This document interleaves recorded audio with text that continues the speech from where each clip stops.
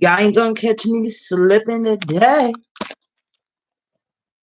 Trying to post on the gram with my old ass. Mouth all open, looking all slow. Not too good. Is Robo Bear here? Is Robo Bear here? I think you in here. You might as well drop a robot every time your ass is in here. Let's do a little intro.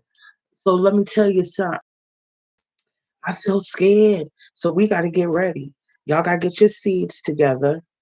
You know, this blackout, I didn't talk about it on my show because I was going through some other things. But just because I want to hear it, and we ain't seen it in a while, and I paid money for it, let's bust that intro.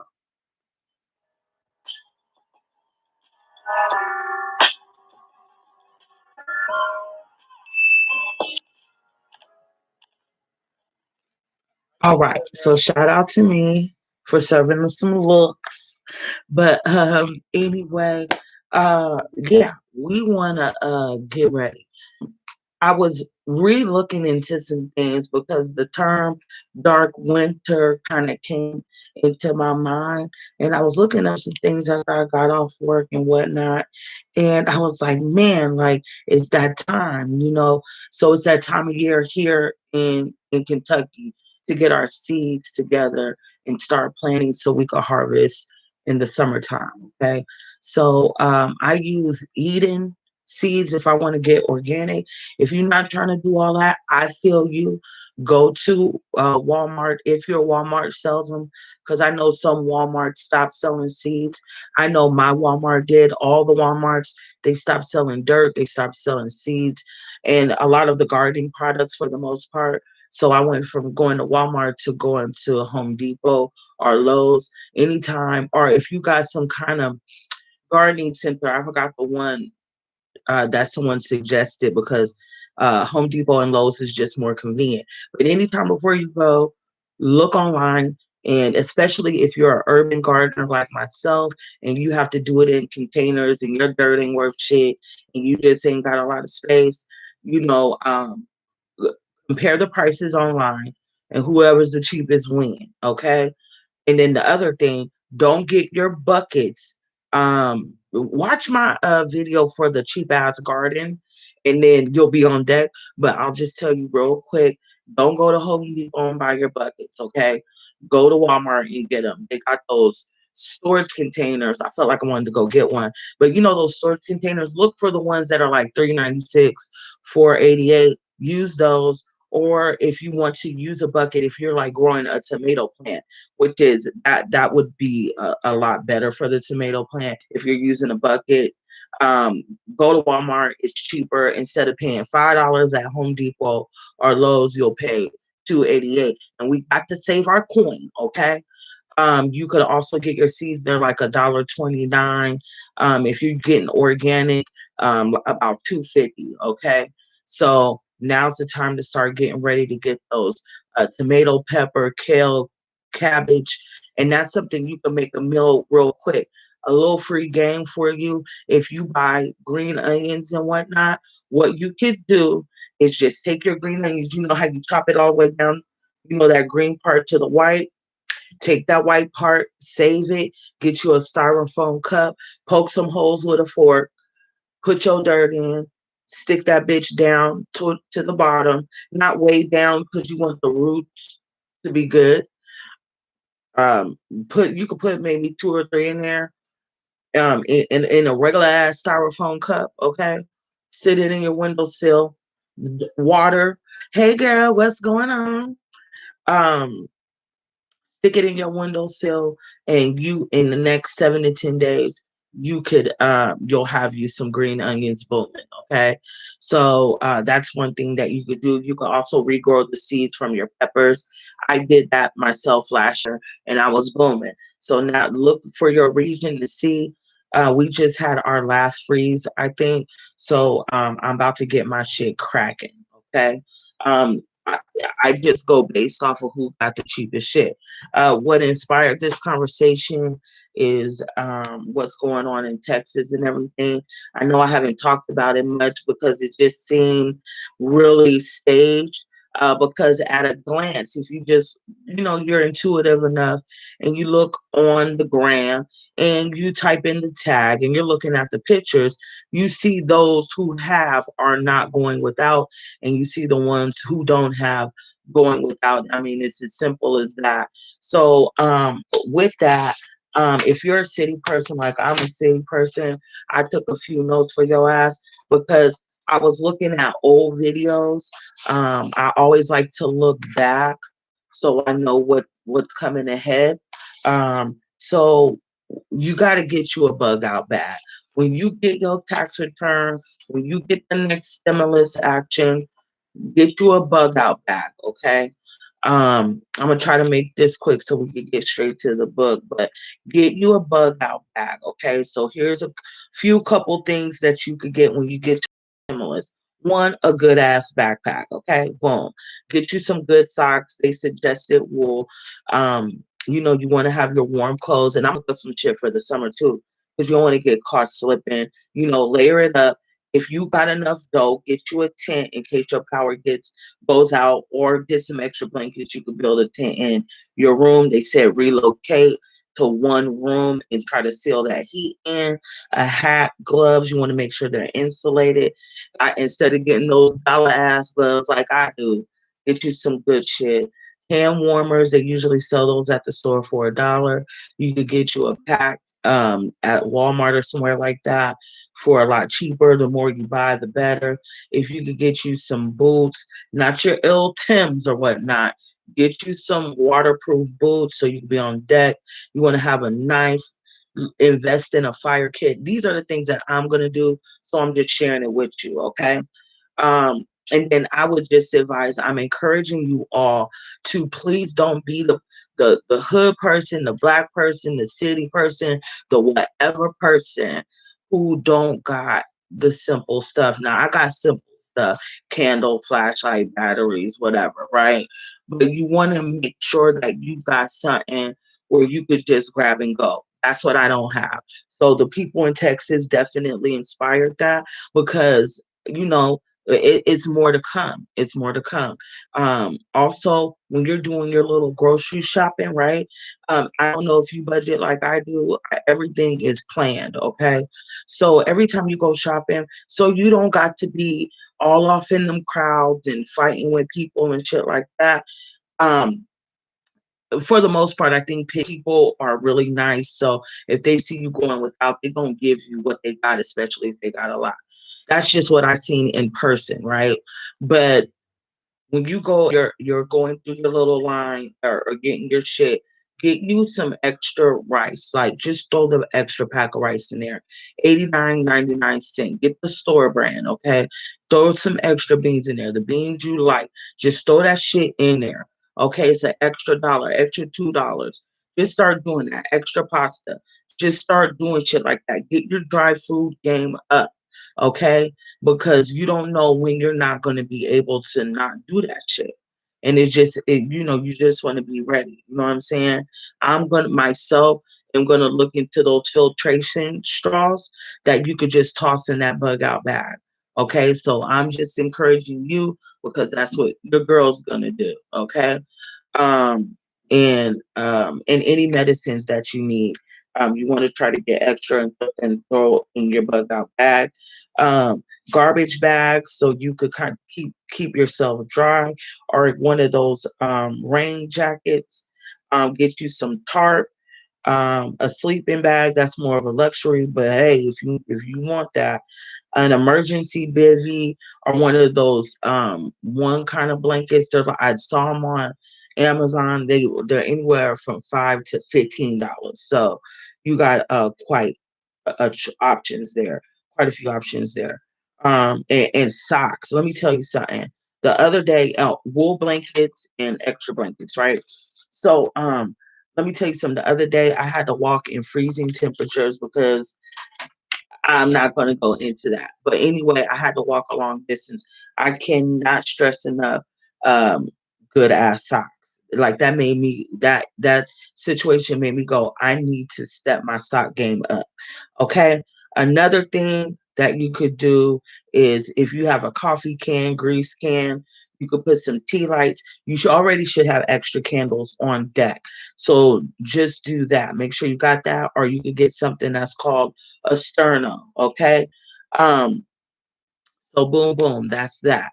So that just inspired me. So in the spirit of getting prepped and whatnot, right?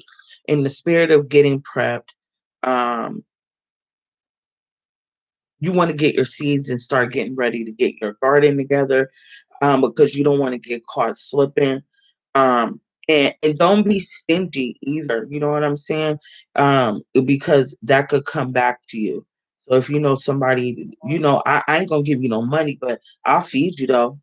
Um, so in the spirit of that and that alone, um, just start getting ready because that shortage shit is getting really real. And this is real talking healthy food. So we about that. You know what I'm saying? And we about staying ready. So also if you're able to in the state that you're from, you might want to get strapped up. Um, so you can protect yourself. You know what I'm saying? Like I'm a single chick, you know what I'm saying? And you just got to be able to protect yourself. You want to get you a good ass knife too. If you got you a good ass knife, then you're in the house. Oh, well, luckily you can rewind it back. And I will look up city preppers or urban preppers, or look at them old country white folks who've been living like that for years. They got black folks that been living like that, but from what I've seen, the majority they're usually white folks. It is what it is. They got a lot of game. Like my Uncle Don and Aunt Leslie, they were white, and um, when I was a kid, they had a ranch, and we used to go to the ranch all the time. So that's kind of how I got a lot of that stuff in my head already. Um, so what's up, cuz? So I just wanted to, in the spirit of Texas, I wanted to just drop that on y'all in case somebody from Texas run across this video. You could, if you're able to, you know, um, you could whatever you could use from what I just said. And then for the people, because we can't be feeling extra comfy and shit and thinking that we're just because we got our lights on right now, I could turn my little heater on, my heat on, I'm warm, that it ain't gonna come to us, that, nothing is gonna happen. Like we're just like untouchable. You know what I'm saying? So what affects them affects us. So with that being said, I think that we need to do what it is that we need to do to stay on deck and be able to help somebody else if you're able to. So that's it. Um, how about MREs? What is that? What's MREs? Um, I'm all waiting. Like she gonna be like, yeah, girl, like I can hear her. Uh, um, but yeah, they'll call apartheid. Oh, let me go into another thing right quick too. I know I'm going over the 10 minutes. I usually try to keep it in 10 minutes, but so what I just found that was so all meals ready to eat. Yeah, that military pack, get that too. If you want, that's what you want, get that too. Um, get that too. That sounds really smart. You know what I'm saying? I'm just thinking dry food and shit like that. Listen to Leisha. Get the meals ready to eat so you could be on that. Canned foods, stuff like that. I'm just mentioning it so you could look into it and take it seriously. Get you a bug out bag. You got kids on deck, get them little baby bug out bags, okay? So everybody could be on deck, okay? Um, so going to the next thing, I found out Spike Lee done got the not got the package, but got the shot. That fool got the shot. I was so disappointed. Like, anybody know me knows I love me some Spike Lee. I love me a Spike Lee joint. Okay. I done seen everything that nigga ever made. Okay. All the way up to Tales from the Hood 3. Okay. Which was dropped a few months ago. Um, I'm so disappointed. I'm disappointed in a lot of our was supposed to be legendary people. I'm so disappointed in them. I can't even say it enough. Like, we got DMC from Rum DMC making up that stupid ass rap song, trying to trick our community into some shit. We got Spike Lee. We had Hank Aaron, rest in peace, who died 2 weeks later from that shit. Please watch my other live where I show um man, that's why you can't miss my lives. That's what I'm going to say. That's why you can't miss my lives, because I'm always going to pull up and tell you some shit that you just need to know. So you might want to just go back and check those out, where or either just go to Dana Ashley if you need a point of reference on how to research things for yourself. That's what I'm referencing her for. Not only because, I fucks with her shit, but I'm just saying, if you as a person don't know these things and you need a point of reference of things to research and how to look up that kind of stuff, because I know sometimes it seems like, damn, how are these people finding this shit out? Well, you gotta listen intently to what the fuck people are saying to you. And when they're saying those things, you want to write those things down. Like, for example, I was watching Young Pharaoh. Young Pharaoh, you got to take him with a grain of salt, but he's very informative, right? This is just a quick example. He was invited to speak at the CPOC event for something against, um, I don't know, something about equality and not banning diversity. They banned him because he had a particular opinion about Judaism. And you can't go against that. Okay. So that's why they canceled him. Well, or shit, or shit. No, that's the wrong damn video. But that's what happened. Look that up. Watch his live. It's hilarious. The one video that he just made about human transhumanism, about transhumanism, aka AI, right? For that, the example that I meant to give, I'm tired, okay? The example that I meant to give was when he mentioned, he's talking about all these other things, but then he mentioned smart particles, right? When you hear things you ain't never heard, look that shit up. You know what I'm saying? When you hear something you ain't heard. So what I learned last night is about goddamn smart particles. Y'all want to hear about what that shit is? It's weird as fuck. Smart particles is this dust that these scientists created. It is so real. It's very real. And people actually, there's news clips about it. Smart particles are these dust that have sensors on them that can take data and transport that data to a cloud that stores that data, right? And that data can manipulate, it's meant to penetrate our skin, and it could manipulate. Listen, come on over to Real Talking Healthy Food on YouTube so you can get this game, because I need my phone. I'll see you in a minute. Let me get my notes real quick, and then we're going to get into this book, because it's the perfect segue into the medical apartheid. Okay. So thanks for hanging in with me. Thanks for hitting the like. Thanks for helping me with this evil ass algorithm. But I got dumb notes that I'm about to go through with you so we could all be on deck and know what it is. Smart dust. That's what it's called, smart dust. Definition of smart dust. Smart dust is a system of many tiny mechanical systems, MEMS, such as sensors, robots, or other devices that can detect, for example, light, temperature, vibration, and magnetism or chemicals. Um, Hold on, I gotta go this way. Apparently. They usually operate on a computer network wirelessly and are distributed over some area to perform tasks, usually sensing through radio frequency identification. Now, if you rocked with me for a while, if you a throwback Care Bear, right? If you see my video about how they have the RFID chips in the bras, and I cut one of my sister's bras because my bras ain't Victoria's Secret; they're more expensive than that. But so no shade. But I cut one of her tags off and we peeled it open just like the video said, and boom chakalaka, there is a RFID chip. So in a really fast, quick way, in how you could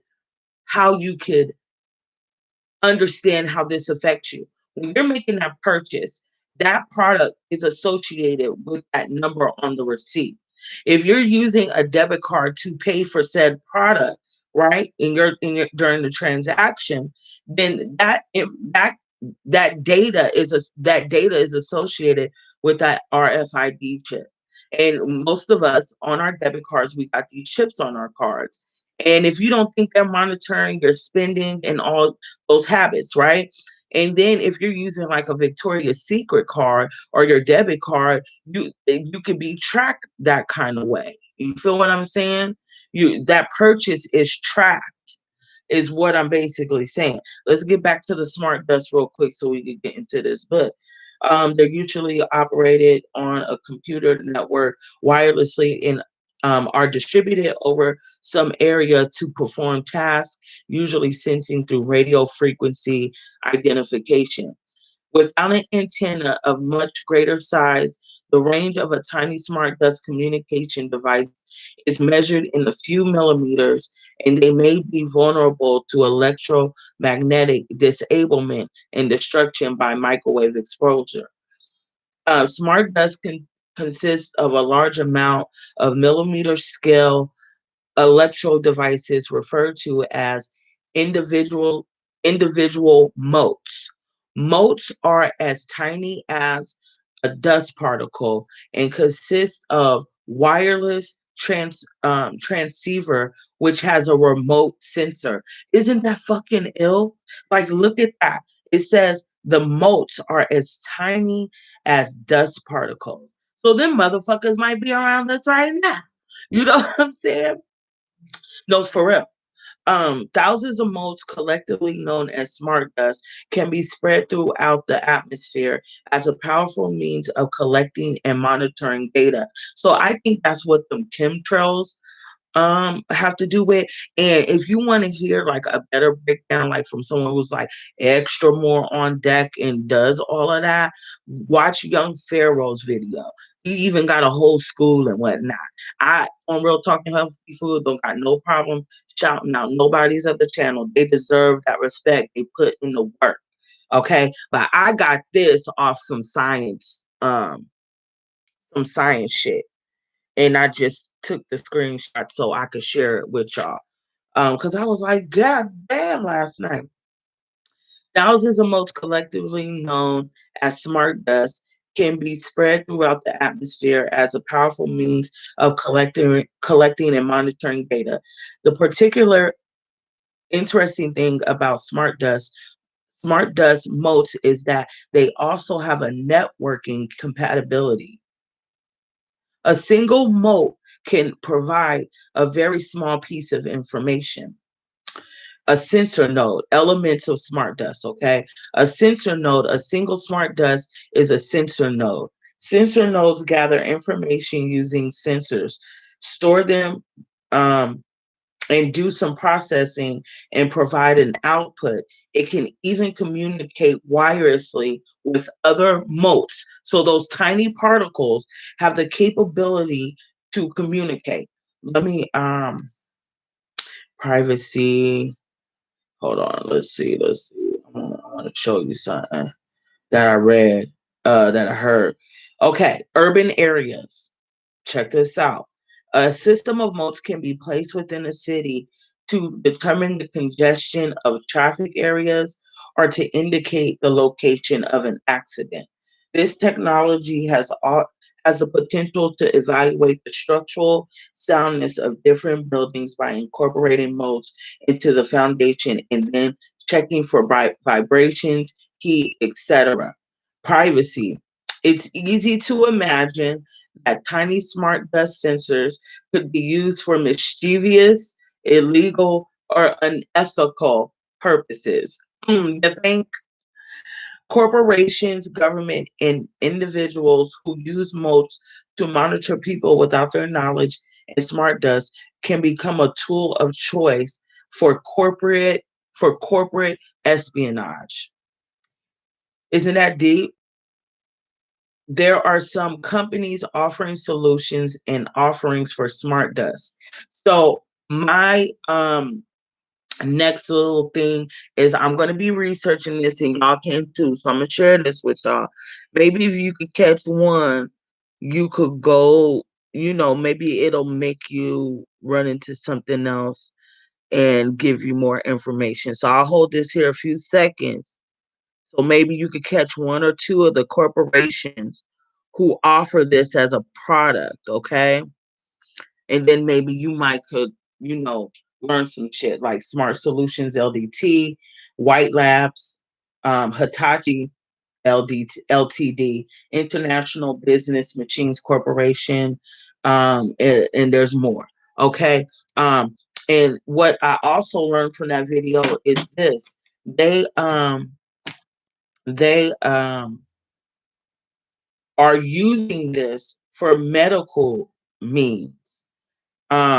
They're using this for medical means to infiltrate your body and kind of monitor. I'm gonna pull this shit up. No, I'm not gonna pull up. We gotta stay focused.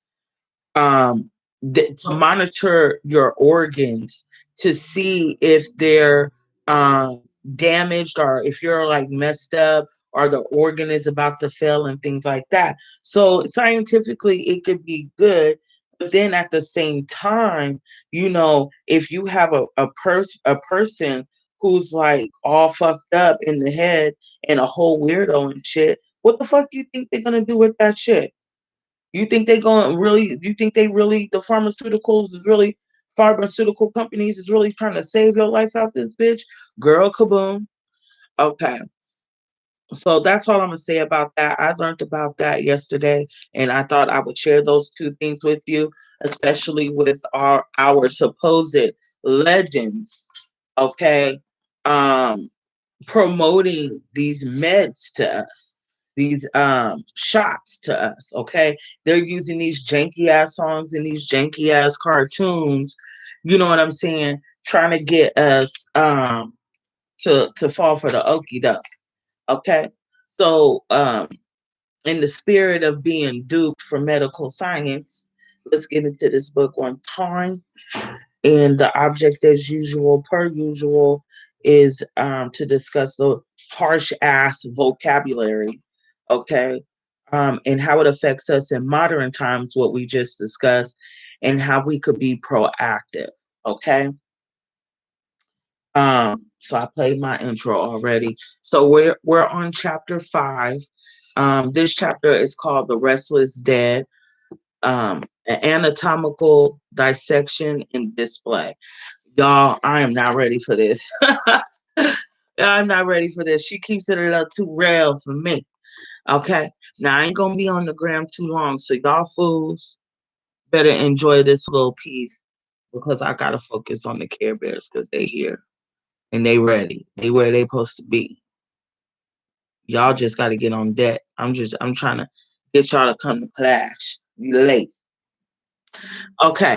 In Baltimore, this is a quote here from Harriet Martineau. In Baltimore, the bodies of colored people exclusively are taken for dissection because the whites do not like it and the colored people cannot resist. Advertisement for the South Carolina Medical College. No place in the United States offers the great opportunities for the acquisition of anatomical knowledge, Subjects being obtained from among the colored population in sufficient numbers for every purpose, and proper dissection carried on without offending any individuals in our community. Okay, that's weird, and I felt like I read that like hella robotic. So, on September 11th, in 1977, Casper Yegan, an 86-year-old retired auto mechanic, vanished.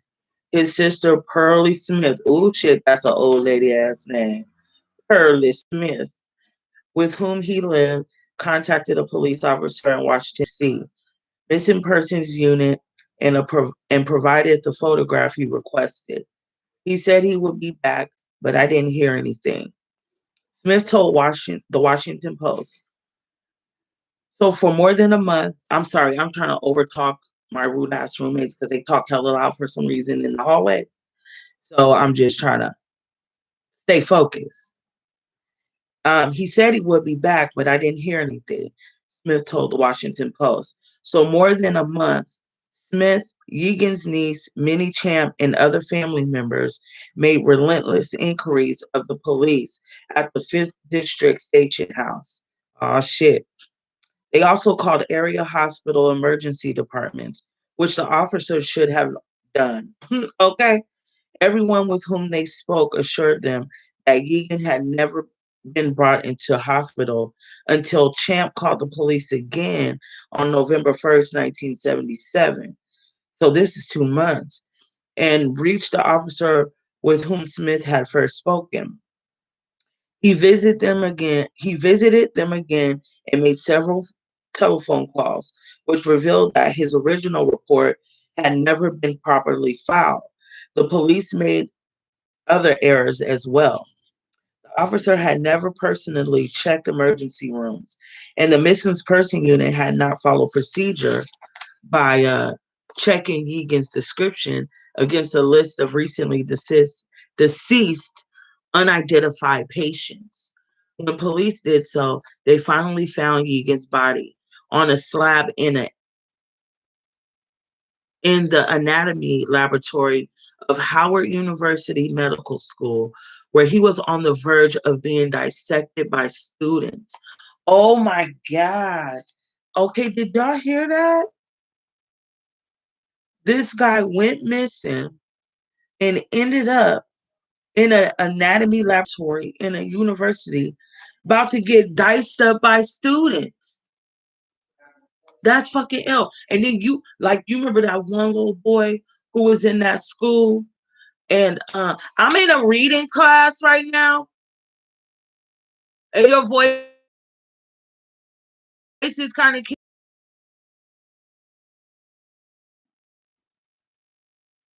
um what was I saying? Like that little boy who was in that gym class, and he came up missing, and they found him in the back of the gym, and his organs was missing, and his body was stuffed with newspapers. You remember that? Okay. So anyway, they get my fucking nerves. Where was I at?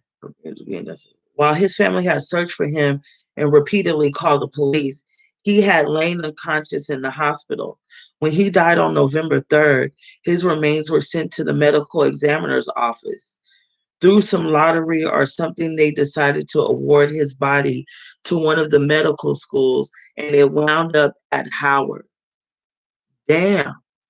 Dr. Linwood Rayford, then the school's assistant medical director, told the Washington Post on January 4th, 1978, police used fingerprints to identify Yegan.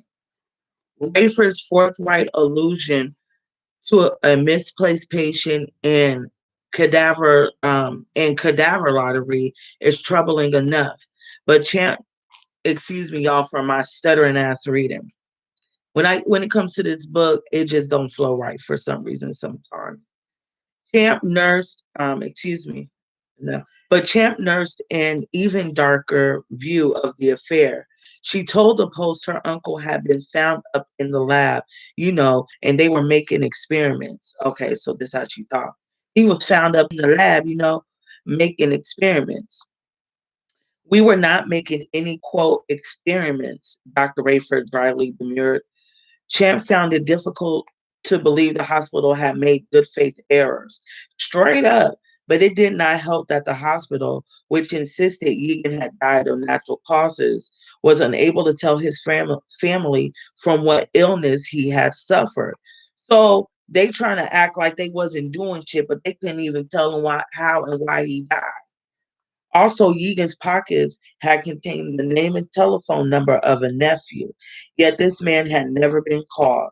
Yegan's family was haunted by the plethora of unanswered questions. From what disease had Yegan died? Why had hospital personnel failed to report his presence or contact his nephew? They continued their quest for answers and justice to the court, suing the D.C. city government and Howard University Hospital for negligence. Judge Nicholas Nunzio dismissed the negligence charges against the hospital, but a District of Columbia Superior Court court jury decided against the city, awarding the family $53,000 and some answers. Okay, what year was this? 78?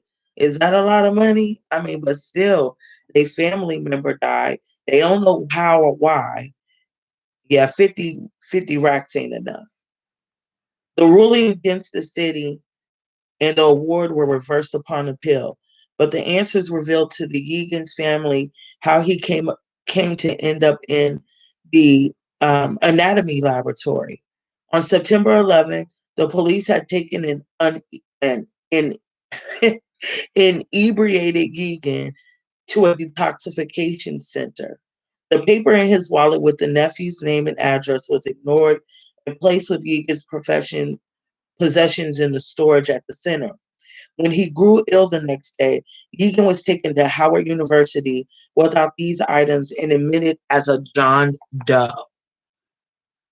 Over the next months, okay, y'all on Instagram, I'm going to see y'all in a minute. You got to come to Real Talking Healthy Food for the action.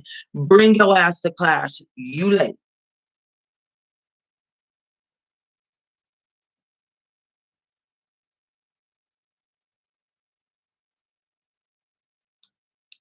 Okay, y'all, give me a second. One time. I'm sorry, y'all. Give me 1 second. We all into it and stuff. Hella rude. Chapter 5. Chapter 5. That's all you get. I wanted to be all flashy and shit. Let me put this on the charger, girl. I got a date. Hold on.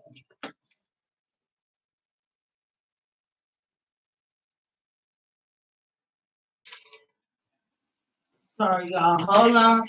Hold on.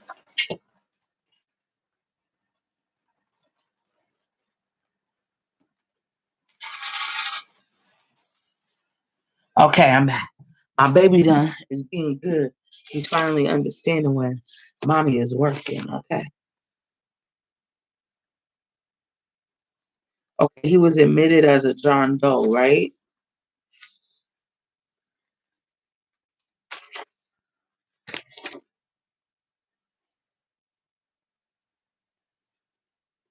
Oh man, no, I didn't. No, I didn't. How the how the hell I get back on chapter 3? Hold on. I'm sorry, y'all. Hold on. Girl, I'm on chapter 3. How the hell that happened? My phone about to die. I can't just be like, ooh, oh, I got 15%. I'm cool. No, I get 15% and then phone dies. So I didn't want to risk it. The girl been dating around. Going in the circle. Yeah. Y'all, I can't find chapter goddamn 5. It's got to be chapter 6. I am so sorry. I had to put that phone on to charge it out. Please forgive me. I thought I set it down right. Now I gotta see what page chapter damn 5 is on. Okay, chapter 5. Chapter 5 is on 115. Okay. 115. 115. Okay, he was as a Don. Okay, I'm back. I'm back. Over the next month, hospital staffers repeatedly told Yegan's sisters that no one of his description had been admitted, even though he was the only unidentified patient in the hospital during this period. When Yegan died, his body was taken to the medical examiner's office, which donated it to Howard University Medical School. Oh my God. And that's isn't Howard a historically black college? My ex went to Howard. Isn't that historically black? Ah, nigga. Among other things, Yegan's story illustrates a classic discord in interpretation between many African Americans and medical personnel. Intentionally or not, Egan and his family were certainly abused and exploited. But like many African Americans, many Champ imputed a darker motive to the hospital than was indicated by the facts. One factor feeding the friction between Egan's family and the hospital may have been a confusion of the concepts of experimentation, dissection, and autopsy. Human experimentation entails an induced change that is carefully controlled and monitored to reveal medical or scientific information. Dissection, from the Latin verb discere, means to cut apart. This procedure is undertaken to identify and examine a body's components during, for example, medical education. This is the surgical process that Yegan's body had been on the verge of undergoing. Autopsy and necropsy, I don't know if I'm saying that right, are the terms used for an investigative dissection by physicians who are attempting to determine the cause and other circumstances of person's death. The hospital personnel, who in this case happen to be primarily African American, cast Yegan in, cast the Yegan incident as a regrettable fluke, rare and unlikely to be repeated. But in but is this characterization supported by the facts?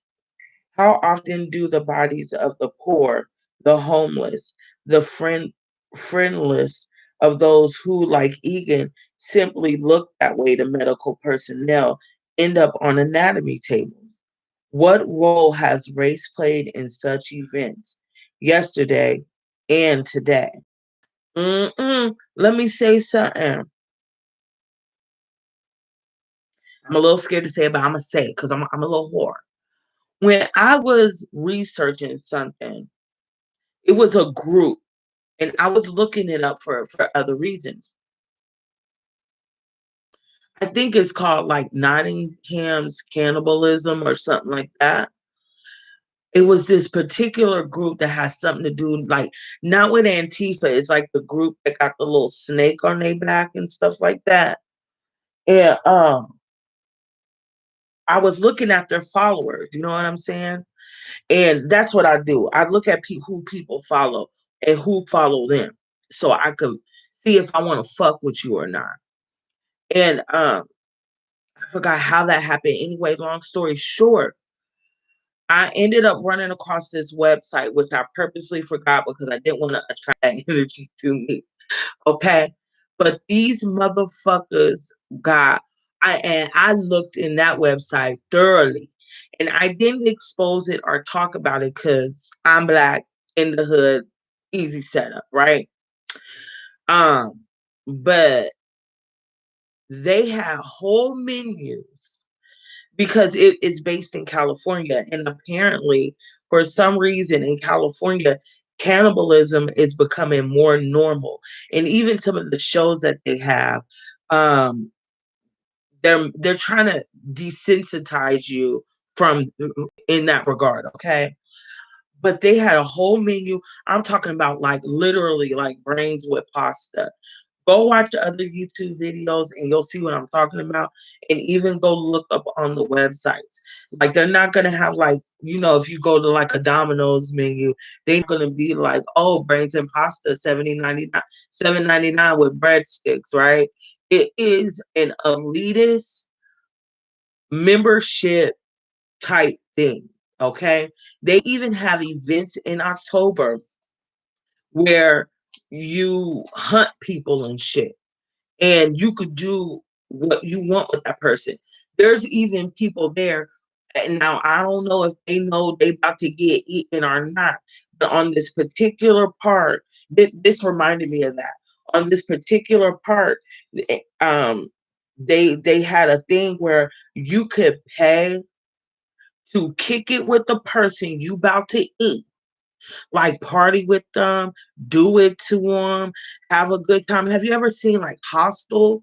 Like how they met up with the girls and they was kicking it, buying them drinks, having a funky good time, and then they kidnapped them and took them to down to the dungeon.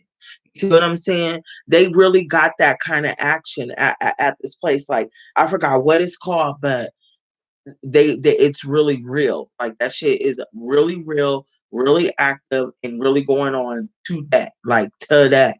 So they got events and all kind of shit, and like you could really like um eat people like for real. And the other thing there's another website too. It's called like Club Cannibal. It's based in LA. What they said in their mission statement, and that's another thing that this reminded me of it. They said we don't do homeless people. They said we don't take people from the city morgue, and we don't take like they say it like more professional than like how I'm saying it. No people from the hospital. They're like, we don't consume uh like cadavers or whatever word you could use for a dead human body. We don't use blah blah blah for our we have a particular elite. These people are top notch, healthy flesh and shit like that, like straight up. And it's real if you like really read it. And then when you look at the staff members, and I'm gonna get back to the book, but the staff members, they're not like people who put in application. Like these motherfuckers is like people from like the mob, and people from the mob who like chop up people and put them in the rivers. Like they're people like, you know, assassins, and like they're in that murder ass life. You know what I'm saying? And it's not like they could quit. Like once you on with them companies, and they say it there. They said they signed a lifetime contract to be in association with this company. Like, like you with us forever, bitch. You know what I'm saying? So it's ill. I like if you want to look that up, I go ahead. But yeah, I might do it, but I'm really scared about that. Straight up, I'm not gonna lie. But yeah, let's get back to the book. Um, the short answer is that the bodies of African Americans were once at the highest risk of being used for anatomy. In many areas, the majority of cadavers in research or dissection laboratories were Black. But today, the risk has shrunk dramatically for African Americans. Experts claim that mostly white bodies are used today, but they can produce no good ethnic national data to quantify this. Because the Uniform Anatomical Gift Act of 1968 provides for the distribution of unclaimed bodies to the medical schools and other public and private consumers of human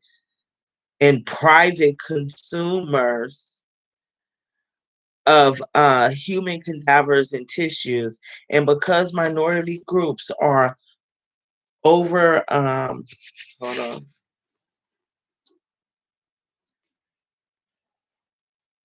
overrepresented among the poor and the homeless, who constitute the bulk of these bodies. All indications suggest that black bodies are still more likely than whites to populate dissection laboratories. Oh my God, that's gross. I just want to be wrapped up and thrown in the dirt. However, the historical data are unambiguous and reveal a long-standing preference for Black American bodies, which suggests that the fears of many African Americans emanate from an ugly historical tradition, not from overly fertile imaginations.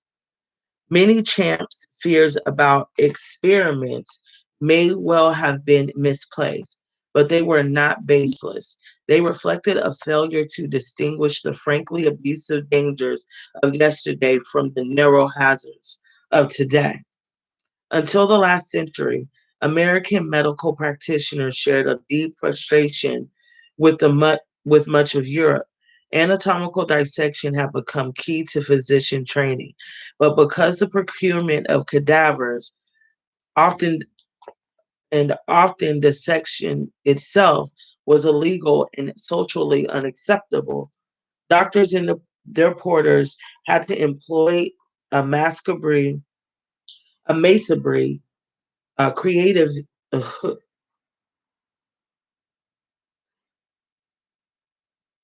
Oh my God! So they had to employ a. I don't know if that's a macabre creativity leavened with criminal force to secure the bodies of the recently deceased for dissection. These bodies tended to be black. The attitudes of white Southerners, both toward the use of human bodies in medical education and towards black, were silently but clearly revealed in the medical profession's heavily reliance on Negro cadavers. Hospitals habitually delivered black bodies directly from the wards to the autopsy tables without asking anyone's consent. Today, the legacy of this post-mortem racism survives in policies that continue to appropriate the bodies of friendless paupers, quote, such as the homeless, a disproportionate number of whom are black, familiarize themselves with the human body before they treat living patients, who they ask would wish to be treated by a doctor who have never personally investigated and familiarized herself with the human body. However, recent studies show fewer people are donating their bodies for medical education. In 2004, Johns Hopkins report only 49% of those surveyed said they would consider donating their bodies, worse up to 70%. Fewer African Americans said they would donate. Race and education were most important determinants. African American literacy was still widely outlawed and remained low in affected communities until the early 20th century. So witnesses spread the information about this exploitation of Black bodies via oral traditions that alerted others to the danger, but sometimes exaggerated its extent. Word of mouth spread the reputation of hospitals and medical schools, which were not typically affiliated with hospitals until the middle of the 19th century, as repositories for Black bodies that had been stolen under cover of darkness by night doctors for use in medical dissection rooms and laboratories. This oral tradition, frequently dismissed as old wives' tales and superstition, because tales of theft of Black bodies sounds fantastic to many whites and to African Americans who pride themselves on scientific sophistication. Many people assume that belief in the theft of Black bodies is paranoia born of a violently racist history. But Janie Gaines and Sarah Cox know from experience that cadavers tend to disappear. In January 1998, okay, the sisters frowned as they surveyed the crumbling headstones, trash and tangled weeds strangling Greenwood. the Birmingham, Alabama cemetery in which their family had long ago laid their sister Addie Mae Collins. Although most Americans do not know her name, Addie Mae is a national icon of sorts. The 13-year-old was a martyr of the civil rights movement, one of four girls who were murdered in the 1963 bombing of Birmingham's 16th Street Baptist Church, a few days after the city schools were integrated. Martin Luther, Martin Luther King Jr. Eulogized her, and her tombstone bears the rousing inscription, "She died so freedom might live." It was 30 years before her sisters could bear to visit her grave, and when they saw its neglected state, they immediately arranged to have Addie Mae moved to another, better maintained cemetery. However, workers who opened the grave recoiled and shot. It was empty, devoid of casket and corpse. Addie Mae's body, like so many buried in black cemeteries throughout the South, is missing. No one can know with certainty who took the body or why, but many are convinced that her body joined the untold thousands of anonymous black cadavers in autonomous tables. Oh my God, I didn't know that. Addie Mae. That's crazy. Okay, skeletons in the closet. That Addie Mae's fate is far from unique, was driven home by a grisly 1989 discovery during a breathlessly hot August in Augusta, Georgia.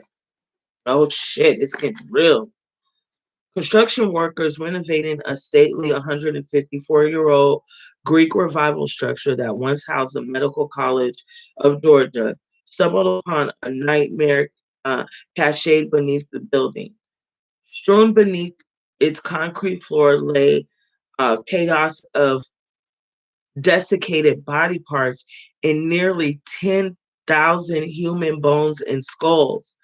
Oh my God. Many bearing the marks of 19th century.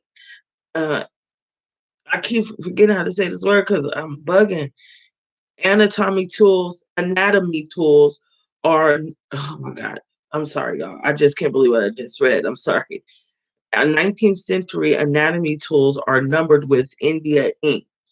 The cool, sunless basement had preserved the remains remarkably well. Bones and human dissected material littered the floors, metal tubs, and even latrines. Ossified human remains spilled from broken vats that had once held cadavers preserved in alcohol. Jars held fetal organs in vanishing lakes of whiskey, an indication that scientists had displayed the purloined bodies, using the alcohol as a preservative, in addition to dissecting them. Because not only grave robbing, but also anatomical dissection were illegal in Georgia until 1887, there was no legal source of such bodies. They were stolen, and in a manner that outraged decency and violated the law. Damn.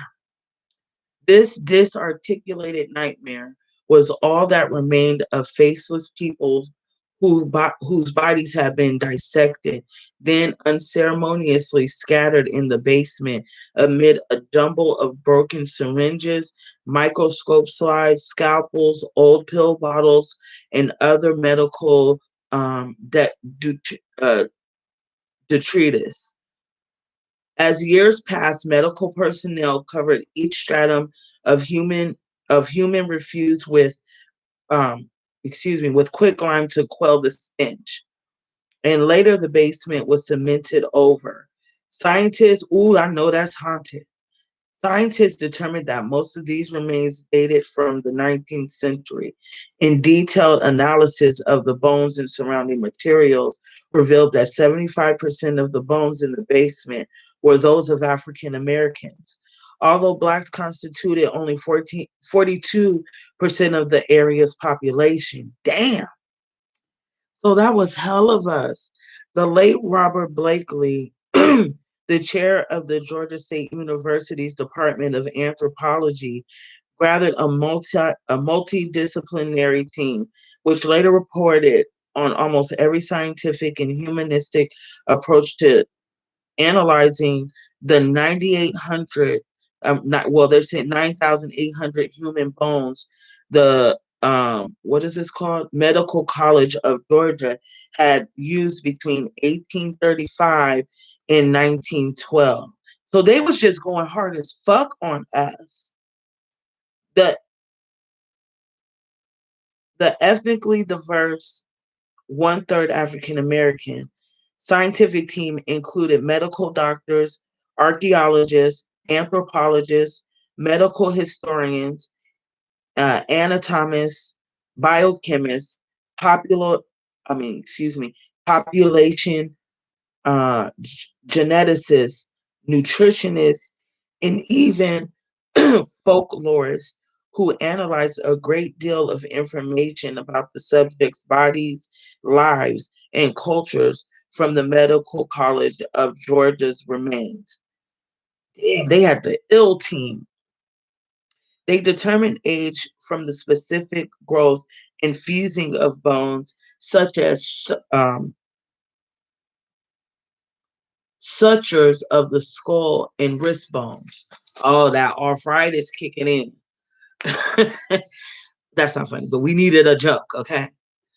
The angle of pelvic bones and thickness and ratios revealed gender. That makes sense. Many physiological and medical methods certified racial identification. The separate lives of blacks and whites in the mid 19th century South provided much of the definitive racial data. Blacks and whites ate different diets, wore different clothes, suffered from different disorders, worked at different occupations, took different medications, and died from different diseases and disorders, many of which left their marks on their bones. Area residents, black and white, were also questioned about their knowledge and beliefs concerning the school's activities. This inclusive approach allowed the scientists to do more than interpret medical truths. They also listened to the previously voiceless African American victims of body stealing. Via interviews and questionnaires, Blacks finally were able to contribute their perspective to the historical record. The basement was filled with mostly Black bodies, not by accident, but by design. As the 19th century progressed, doctors' needs for cadavers for medical education and training surged, but dissection was abhorrent, and a shameful fate reserved for the most heinous criminals, who received a double sentence of execution and dissection. As a result, physicians appropriated the bodies of enslaved persons with no legal rights of those of free blacks with no rights that a white man was obligated to respect. Damn, that's so sad. The bodies in the basement had been spirited by night from the graveyard, but not from any graveyard. Most were taken from Cedar Grove Cemetery, an African American burial ground. We know this for reasons. Physiological, anthropological, and nutritional assessments of the bones and other remains established that three-quarters of them came from blacks, and Cedar Grove had held black bodies exclusively since the Civil War. Since its founding, Black Augusta residents have consistently complained of grave robbing there. Damn. Also, the college's four or five quarters had all named the Black Cemetery in their periodic reports. Mm, mm. On the prevents of the cadavers that they provided to students each term. In a 1908 lecture to the students, for example, Porter Porter. Okay, now we in the old time, so these long ass old ass names are kind of hard. Okay, for example, Porter Grandison Harris, described his techniques, and named Cedar Grove as his milieu. Other eyewitnesses' accounts verified this, such that of the Medical College of Georgia, Professor Eugene Murphy, whose 1938 memoirs describe how he, oh shit, here we go, how we accompanied Harris to Cedar Grove. Also, so the doctor took him to the Black Cemetery to dig us up. Accompanied Harris to the Cedar Grove as a young medical student seeking bodies, henceforth the night doctors, right? Half a century later, the Medical College of Georgia scientific assessment held to validate blacks' tales of night doctors who reap grim harvests in black cemeteries. The school's dissecting tables and finally its basements became their victims' only resting places. Oh my God. So they're already at the black cemetery. The night doctors go dig them up. They take them to the school, dissect them, and they didn't even dispose of the body in no proper kind of way. They just threw our ancestors' bones in somebody's basement. What kind of fucking shit is that?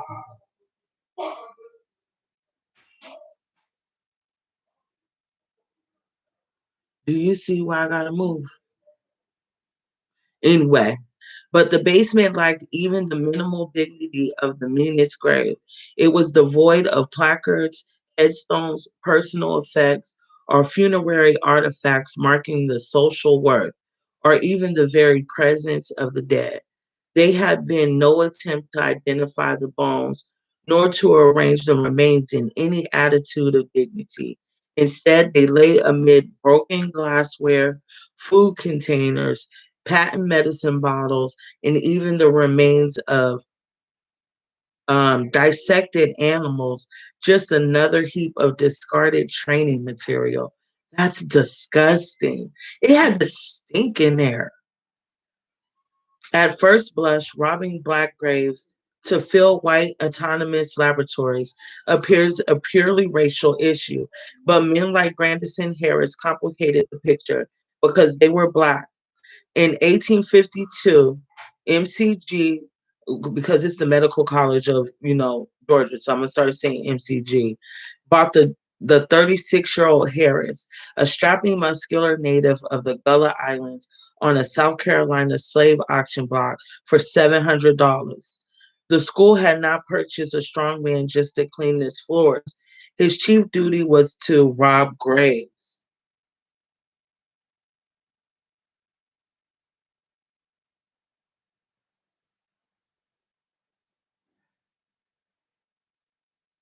I had to read it again to myself. MCG faculty taught Harris to read, which enabled him to glean details of deaths and the dates of funeral services from obituaries. He would return after nightfall to pull bodies from the fresh graves with his powerful arms. After the Civil War, the former slave became a Reconstruction judge in South Carolina. But when Americans lost their newfound political power, the MCG offered Harris his old job at $6 a month. Although he eventually learned some anatomy and assisted in training students, Harris remained an object of affectionate.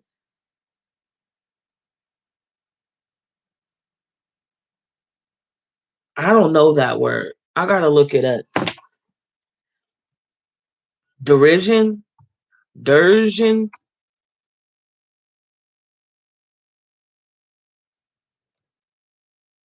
Type it in the chat. Damn, I don't know if I do this. I hope I don't mess it up. Cause my little shit a little janky. But I need to know what that word means. I can't keep skimming over words, y'all. It's in the chat. If somebody in the chat know what it means and you beat me before I could Google it, by all means do it. But I'm stuck. I need to know. Yo, let me tell you something. If your girl got you yelling like that, you need to let her go.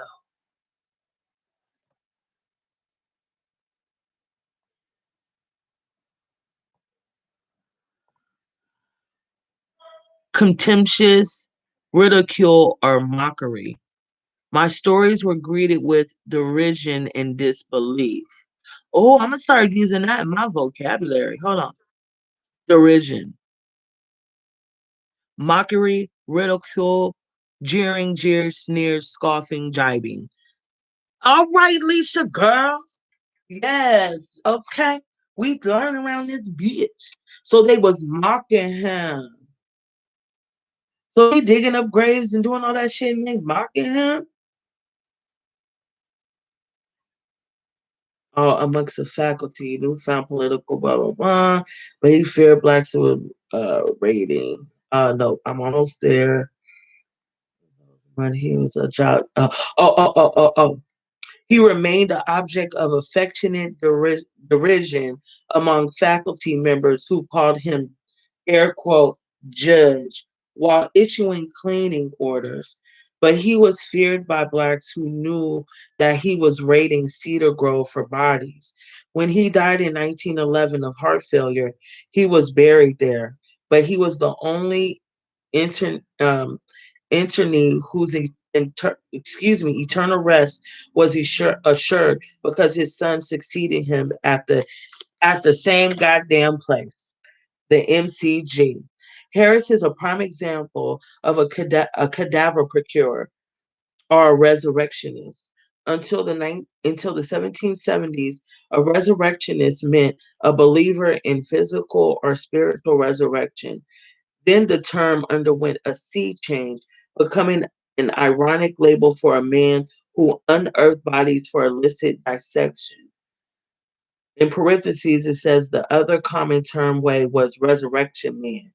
The medical schools found it convenient to leave the plundering of black cemeteries to black grave robbers because the faculty tried to distance themselves from resurrectionists who were caught with the goods.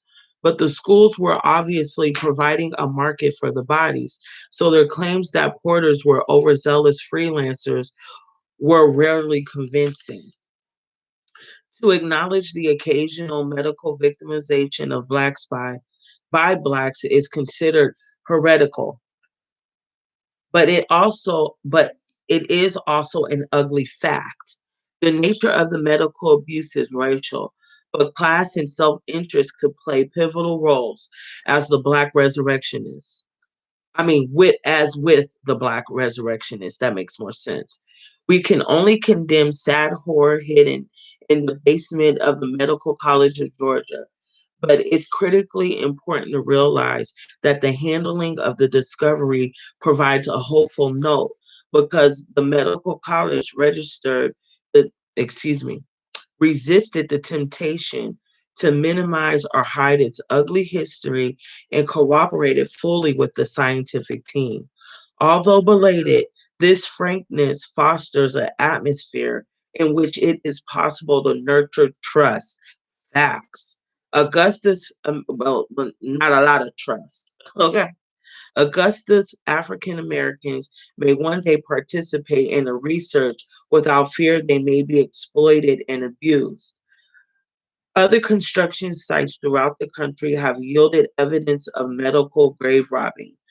The largest and the earliest African burial site in the nation was revealed in June 1991 during preparations to build on the lower Manhattan side of what is now the Foley Square Federal Office Tower building in New York City. Construction workers unearthed 427 skeletons in what had been consecrated as the Negroes' burying ground. In 18 in the 18th century, um, excuse me, y'all. It had been consecrated as the Negroes' burying ground in the 18th century. In 1992, the team of Michael Blakely, director of Howard University's W. Montague Cobb Biological Anthropology Laboratory, found widespread evidence of grave robbing, including missing coffins, as well as bodies and skulls that displayed autonomous marks. Despite the frequent characterization of blacks as syphilitic, the team did not find the characteristic ridges caused by the disease on the cadaver's bones. Smaller cadaver disposal sites have been found on the campuses of University of Michigan and the Medical College of Virginia, and more such remains will undoubtedly be unearthed. Oh, like they did a few years ago. Oh, I forgot, but I could see the image. I can't remember the story. Why did physicians begin amassing Black bodies in the 19th century? Early in that century, the Paris School or hospital movement transferred the continental focus from traditional heroic measures of dubious efficacy to clinical based scientific medicine based upon a system of rigorous scientific education, anatomical knowledge, and experimentation based therapeutics. A detailed systemic study of the human body began to supplement the memorization of materia medica, the formerly study of therapeutics, which was the forerunner of uh, pharmacology. It was no longer sufficient for the amphitheater of students to watch a professor perform a single anatomical dissection.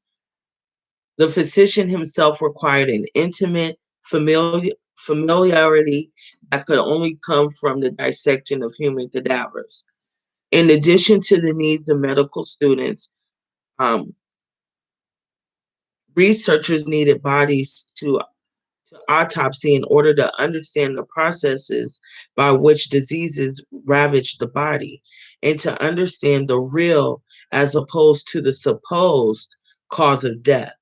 At least At least so medical school professors said when urging lawmakers to give them greater access to cadavers. Yet Yale historian John Harley Warner observes that it would be decades before physicians knowledgeable enough to excuse me, use the information they glean from autopsies to heal. At first, the anatomical course served as another badge of professionalism. Whatever the true cause, the need for human bodies escalated sharply. Practical or not, anatomical courses were now in medical training, and medical school applications soared. The further fueled a hunger for corpses, which the laws of the era made very difficult to satisfy. The only legal source of bodies for dissection resulted from a double sentence of execution and dissection, which was quite rare, reserved as punishment for only the most heinous murderers. Dr. A.B. Crosby described, an execution and dissection sentence pronounced on a Black man who was hung about 1800 in Haverhill, New Hampshire. Crosby's first person account of the subsequent autopsy evokes an appallingly circus like atmosphere, one hard to distinguish, one hard to distinguish from that characterizing a lynching. So he's like, they trying to act like the shit is all professional, but they was acting like some clowns. Hold on, y'all.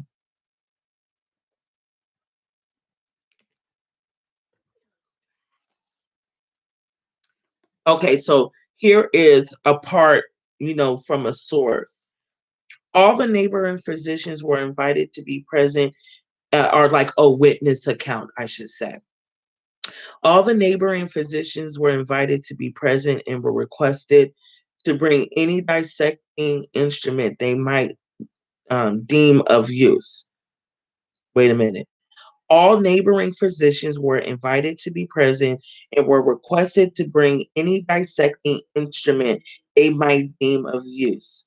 Tradition says that one brought a handsaw, another an axe, still another a butcher's cleaver, and a fourth came armed with a large carving knife and fork. They sound like some murderers that came to the scene. The cuticle of this unfortunate.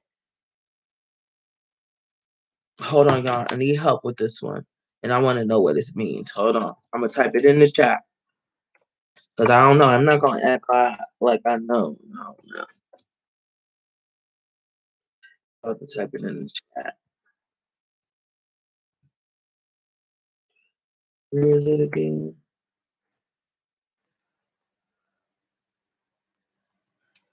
Did you making up shit just like them doctors?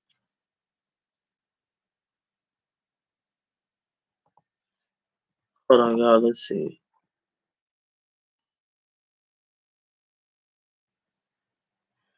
Oh, okay, dark skinned person. But how do you say it?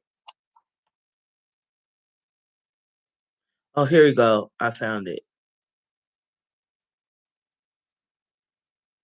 I don't know how to say this. Oh, Ethiop. Ethiop. Okay, we should be back. We should be back.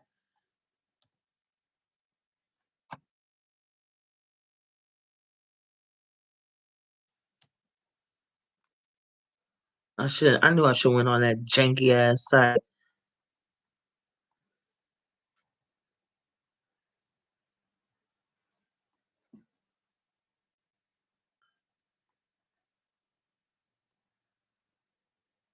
Oh, it's playing games. Never mind, never mind. Okay. But it means a black person, okay? So let's go back because it's messing my shit up.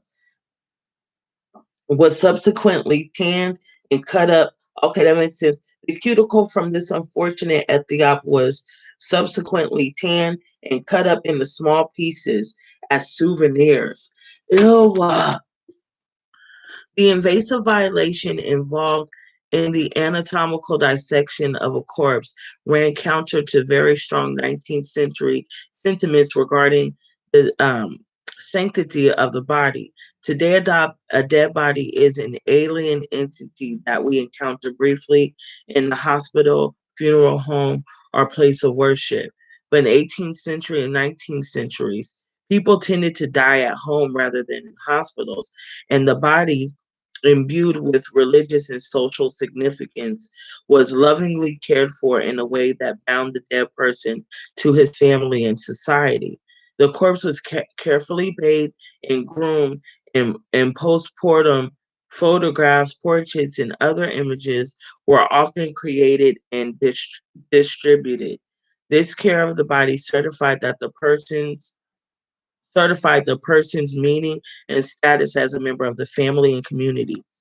Dissection, however, gave the corpse a very different meaning, limiting him to a bit of a useful flesh, an object to be surgically served for his community, treated with disdain, then discarded like trash. Wow. For Blacks, anatomical dissection meant even more. It was an extension of slavery into eternity because it represented a profound level of white control over their bodies, illustrating that they were not free even in death. What's going on in my head right now? Burial rituals were so psychologically important that I'm sorry, they starting to cross, y'all. I need a nap.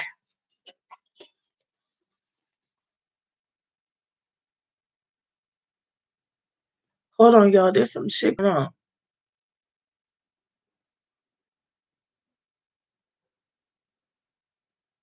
You're getting closer to it. Can you hear that? Well, anyway, it must be a party or something.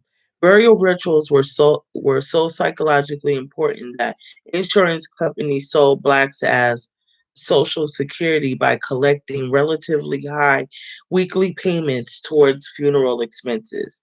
Physicians, however, ascribed Blacks horror postpartum dissections to superstition.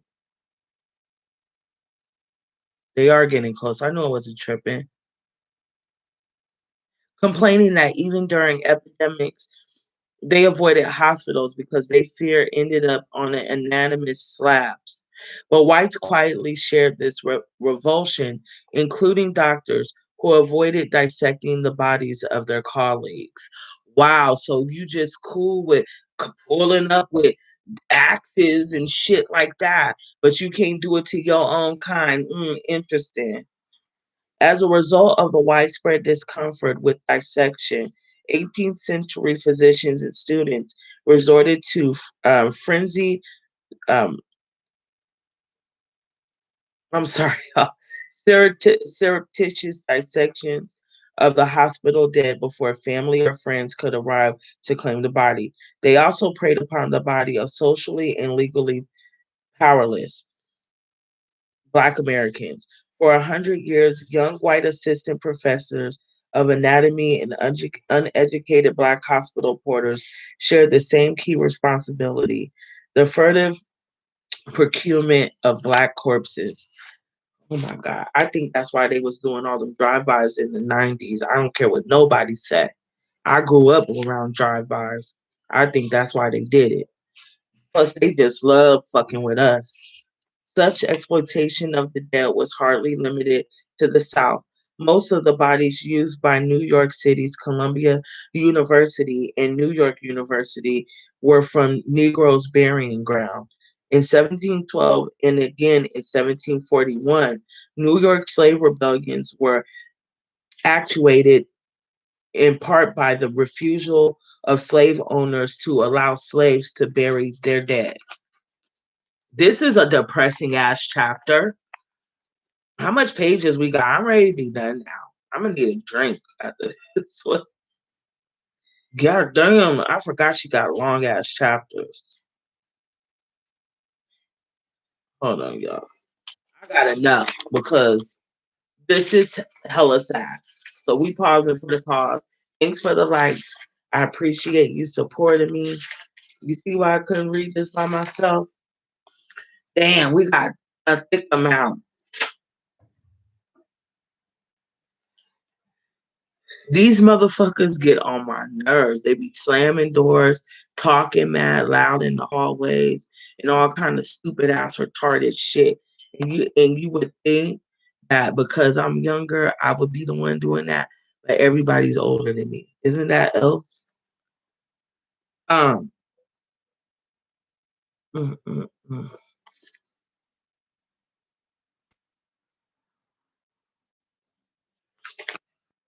But I had to see that.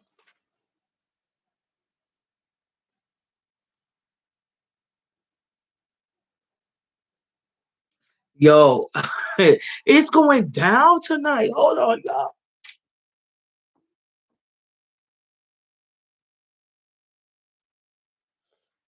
Okay. Don't be surprised if you see the 5-0 coming through. In 1788, Blacks petitioned the New York City Common Council complaining that medical students made regular raids on the Negroes' burial ground when undercover, I'm sorry, y'all, when undercover of night in most wanton of Sally's. I don't even know what the fuck that means. Undercover of night and in the most wanton of Sally's. What the fuck does that mean? Did you understand that? Under Undercover of night and in the most wanton of sallies. I don't know. They unearthed Black bodies to mangle their flesh out of a wanton curiosity and then expose it to the beasts and birds. The Common Council did not deemed to answer the petition, and the popular press showed little sympathy. One newspaper opined that the only subjects procured for dissection were productions of Africa.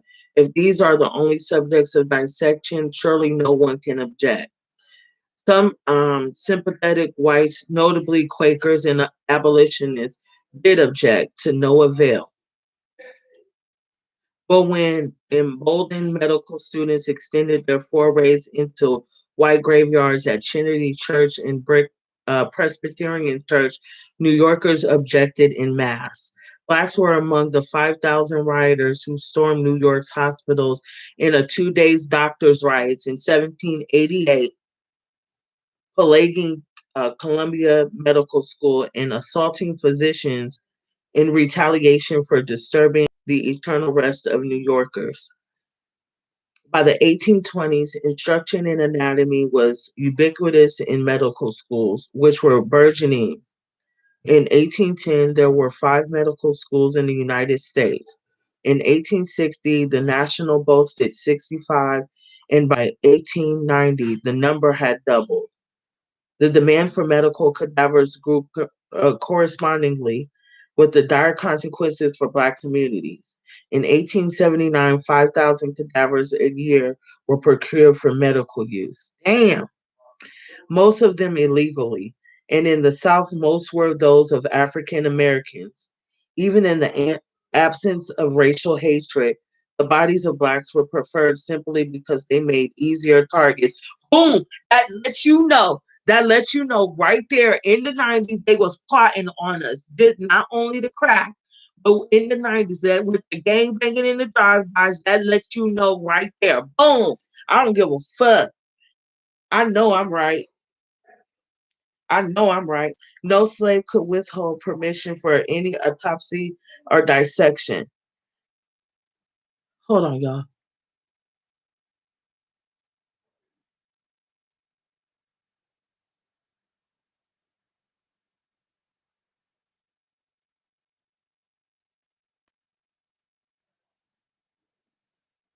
If a master sent a sick, elderly, or otherwise unproductive slave to the hospital, he usually gave the institution caring for and boarding the slave for his treatment and for his disposal. Moreover, the least sensitive masters aggressively exploited their slaves' fear of postpartum. Moreover, the least sensitive masters aggressively exploited their slaves' fear of post-mortem violation. During the transatlantic slave trade, crews discouraged the frequent bloody uprisings among kidnapped Africans by dismembering their bodies as a deterrent to other African captives able to return to Africa. Damn. Dr. Erasmus, you got a stupid name. Finner also noted the effectiveness of post-mortem decapitation, decapitation in controlling slaves. The Negroes have the utmost horror and dread of their bodies being treated in this manner. Damn, why am I struggling to read this? Probably because I'm so distracted by stupid shit. This ain't even my relationship, but yet I'm all in it. For the resurrection man, the Black cemetery was the easiest of targets. Most of the Black populace could barely afford funerals, to say nothing of guards, excuse me, to say nothing of guards. Cage like arrays of vertical iron gates that were inserted over the coffin to prevent access by grave robbers. In 1827, the African American paper uh, Freedom's Journal suggested an economical defense against grave robbing. Oh, that's why they got the gates on around the cemeteries. As soon as the corpse is deposited in the grave, let a truss of long wheat and straw be opened and distributed in layers as equally as may be with every layer of earth until the whole is filled up. By this method, the corpse will be eventually secured. The longest night will not afford time to empty the grave, though all the common implements of digging be used for that purpose. I hate the way they talked back in the day. It's just so stupid to me. Like I don't know. I just don't like the way they talk. Whites quietly acquiesced to the violation of Black bodies because they saw grave robbing as zero-sum game. That is, whites knew that physicians' lust for cadavers would be satisfied somewhere. if not from black cemeteries, then from white ones. Despite guards, morgue safes, and the wounded feelings of white families. To ensure that the um, anatomy laboratories in the South would continue to be peopled with black, not white corpses, state legislators enacted a variety of statutes to validate the existing racial disparity with regard to dissection. In 1828, for example, the Georgia legislature considered a proposal to send the bodies of executed black felons to medical societies for anatomical dissection, expressly to ensure that white corpses would be spared. A statesman and patriot correspondent insisted the bodies of colored persons whose execution is necessary to public security may, we think, be with um, equity appropriated for the benefit of science on which so many lives depend. While the measure would, in a great degree, secure the spec- spectral response, those who go down in the grave amidst the lamentations of friends and the reverence of society. The Richmond Whig suggested in 1838 that the city's large black population made it likely made made it a likely site for the establishment of a medical school that would rival those of Philadelphia because in Philadelphia, as every professional man versed on the subject well knows, from the almost soul of the whites in labor of the city, the supply for anatomical purposes is totally I'm sorry, y'all, it's totally inadequate to the wants of the large medical class. A black Richmond newspaper, Colored American, quickly responded. I'm sorry, y'all. Medical science requires anatomical subjects. It is not fitting the dignity nor the sensibilities of white men to use their dead bodies for such purposes. And black men are not everywhere to be found, but in Richmond they may be found. And as the dignity and sensibility of a black man are of no account, and the health of slaveholders requires they should good physicians good physicians, articles to be forthcoming only from a medical college where anatomical subjects are abundant. Egro, a medical college, ought to be established at Richmond. O slavery, foul spirit of darkness, not content with gorging thyself with the tears and blood of thy living victim, thou foulest him into his grave, and there tearest him limb from limb, and riotest amid the last relics of his corrupting dust, as if thou couldst be satisfied with nothing short of his annihilation.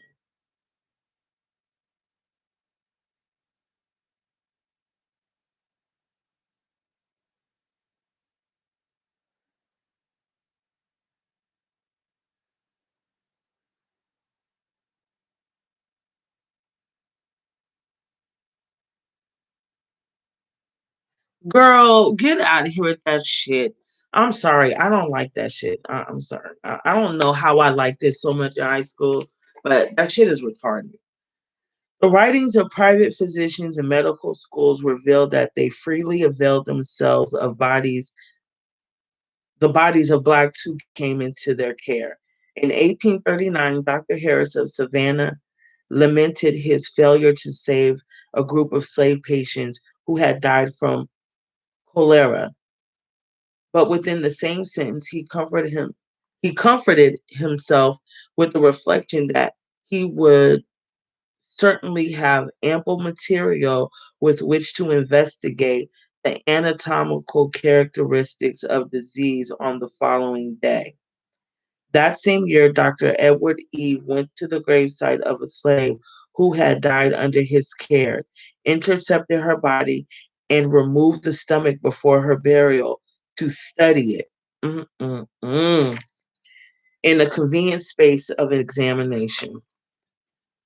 Medical journals also provide evidence of the racial disparity with regard to autopsies.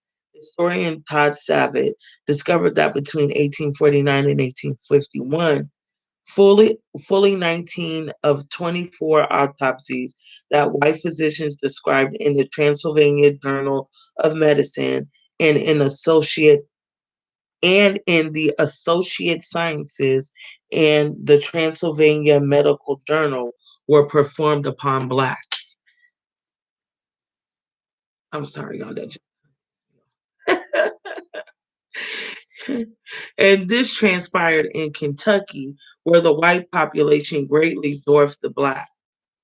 So, where all three of these autopsies on Alabamans who died in 1853. Around 1850, doctors' prayers for more cadavers were answered, thanks in part to Jeremy Bentham, the British apostle of utilitarianism, who held that law should be predicated upon actions that produce the greatest good for the most people. For a society that wanted superlative medical care, the greatest good lay in sacrificing the bodies of people who were dead for the well-being of the living. Informed by Bentham's psycho, excuse me, philosophical spirit, Northern state legislatures began replacing absolute legal bans on dissection with colorfully named laws that sought to supply more bodies for dissection to satisfy the medical establishment. But these laws tended to protect the repose of the white middle and upper class populace while sacrificing the bodies of the black and poor. New York passed its Bone Bill in 1854, which gave autonomous legal access to the bodies of poorhouses and other of the friendless poor. Almshouse. That's stupid. Poorhouses who were disproportionately black. Pennsylvania's Ghastly Act did the same thing in 1867. Such laws also had to address petty territorial address petty territorial among various medical schools. In January 1875, an Indianapolis newspaper interviewed a resurrectionist who confided, "Now I'm going to tell you about what I call a mean trick. A stiff had been raised out the ground, supposed to be the peculiar property of one of the colleges, and sold to another.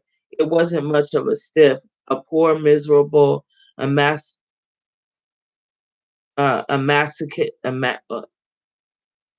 emaciated Negro that didn't weigh more than 90 pounds.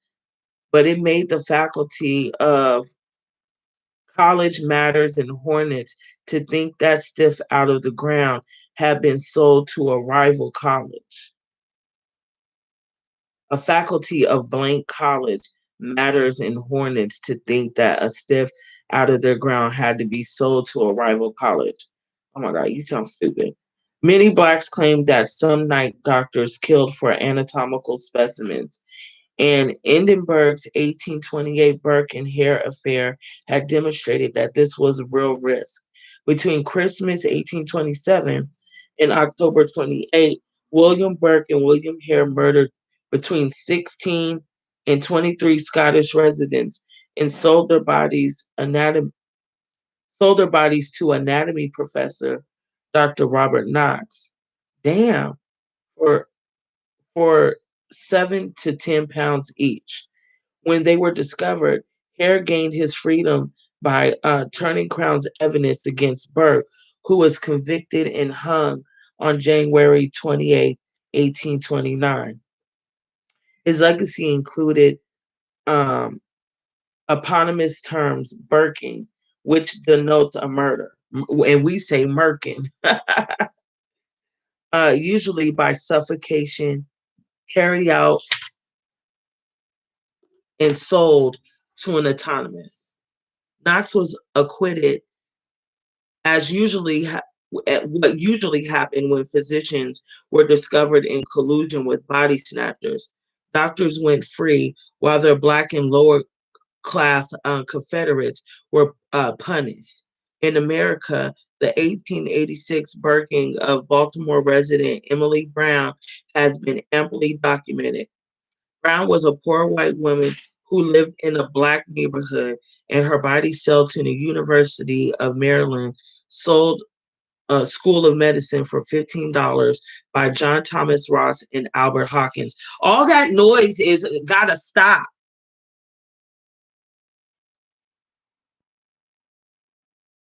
Like that don't make no sense. We grown.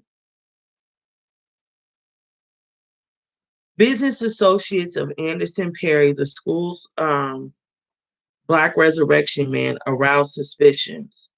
There are no documented cases of burnt blacks, but this may simply reflect the Southern social ideals of the era. There are no legally documented rapes of Black women by whites in the South during this period either, but they occurred. Oh my God. The North shared the South's dependence upon Black bodies. Medical historian David Humphrey records the widespread belief that by 1788, few Blacks were permitted to remain in the grave. As in the South, Northern hospitals expected Blacks to submit research, including autopsy and dissection, as payment for having been treated in charity wards, and all Blacks were co-signed to such wards. Northern schools also relied upon clandestine exports of Black bodies from the South, which were only briefly interrupted by the Civil War. An industry sprung up in shipping Black bodies to North medical colleges. Some weirdo doctor recalled that many bodies of Southern Negroes were used in Northern medical colleges.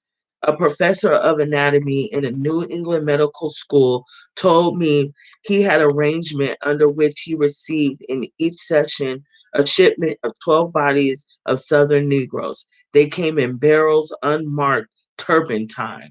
Oh my God. This traffic in Black bodies for dissection ran in both directions.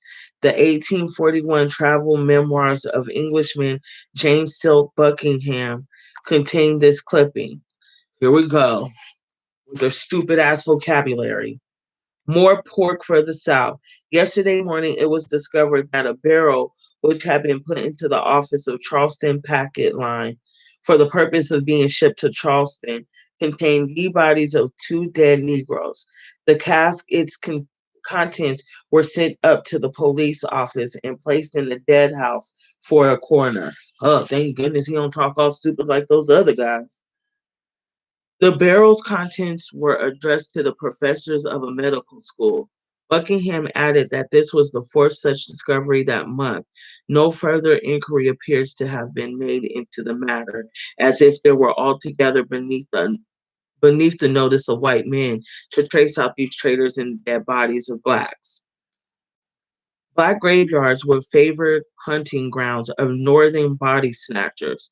In 1829, John D. Godman, MD, wrote of how, on behalf of several Philadelphia medical schools, he recently paid the manager of a public graveyard for the privilege of emptying the pits of about 50 to 85 cadavers a month during each dissecting season. They got a season? The reference to a dissection season was pragmatic as well as academic. Before the advent of efficient preservative technology, corpses decayed quickly, except for those corpses that were pickled in whiskey for export. Bodies were exhumed during the cool of the academic year from fall through spring. Todd Savitt explains that Blacks were well aware of this morbid seasonality and events by one elderly Virginia slave who who passing the medical school shuddered and muttered, "Please, God, I hope when I die, it'll be in the summertime." Dang. Newspaper descriptions of executions regularly noted that, a matter of course, the bodies of black but not white criminals were to be dissected. One account read the execution of Cook and Coppock, white men, Copeland and Green, colored color took place at Charleston on a Friday last. The bodies of Cook and Coppock were taken to Harper's Ferry in a train which was waiting at a depot. The bodies of the Negroes have been given to surgeons and medical students. Damn, that's it. When Pennsylvania passed its Ghastly Act in 1867, it stipulated that its medical schools could only um, use unclaimed bodies of poor from Philadelphia and Pittsburgh. Such laws were insufficient to protect black bodies from continuing to be seized by medical schools, simply because the law supplied too few bodies to the schools. During the 1881-1882 academic year, Philadelphia boasted 1,493 medical students, but only 400 cadavers. Both lawfully obtained both lawfully obtained bodies and those stolen from cemeteries were likely to be those of African Americans. As David Humphrey observed, legalization did not substantially alter the social origins of the supply. It simply assured that cadavers would come entirely rather than primarily from America's lowest social strata. In 1867, Ann Arbor's newspaper reported that two colored men were caught in Chicago on the 9th with a wagon in which five dead bodies, which they had taken from a cemetery. They claimed to have been employed by the authority of Rush Medical College. Mm-mm-mm. 8 years later, the Indianapolis Herald published an interview with an unnamed resurrection man, an alcoholic physician fallen on hard times. He crowned that he crowed that he sought corpses from black and pauper graveyards. This and this is a quote. The stiffs are raised at Green Lawn Cemetery, Mount Jackson Cemetery, and the Poor Farm Cemetery. So far as I know, Crown Hill, a private white graveyard, has never been troubled.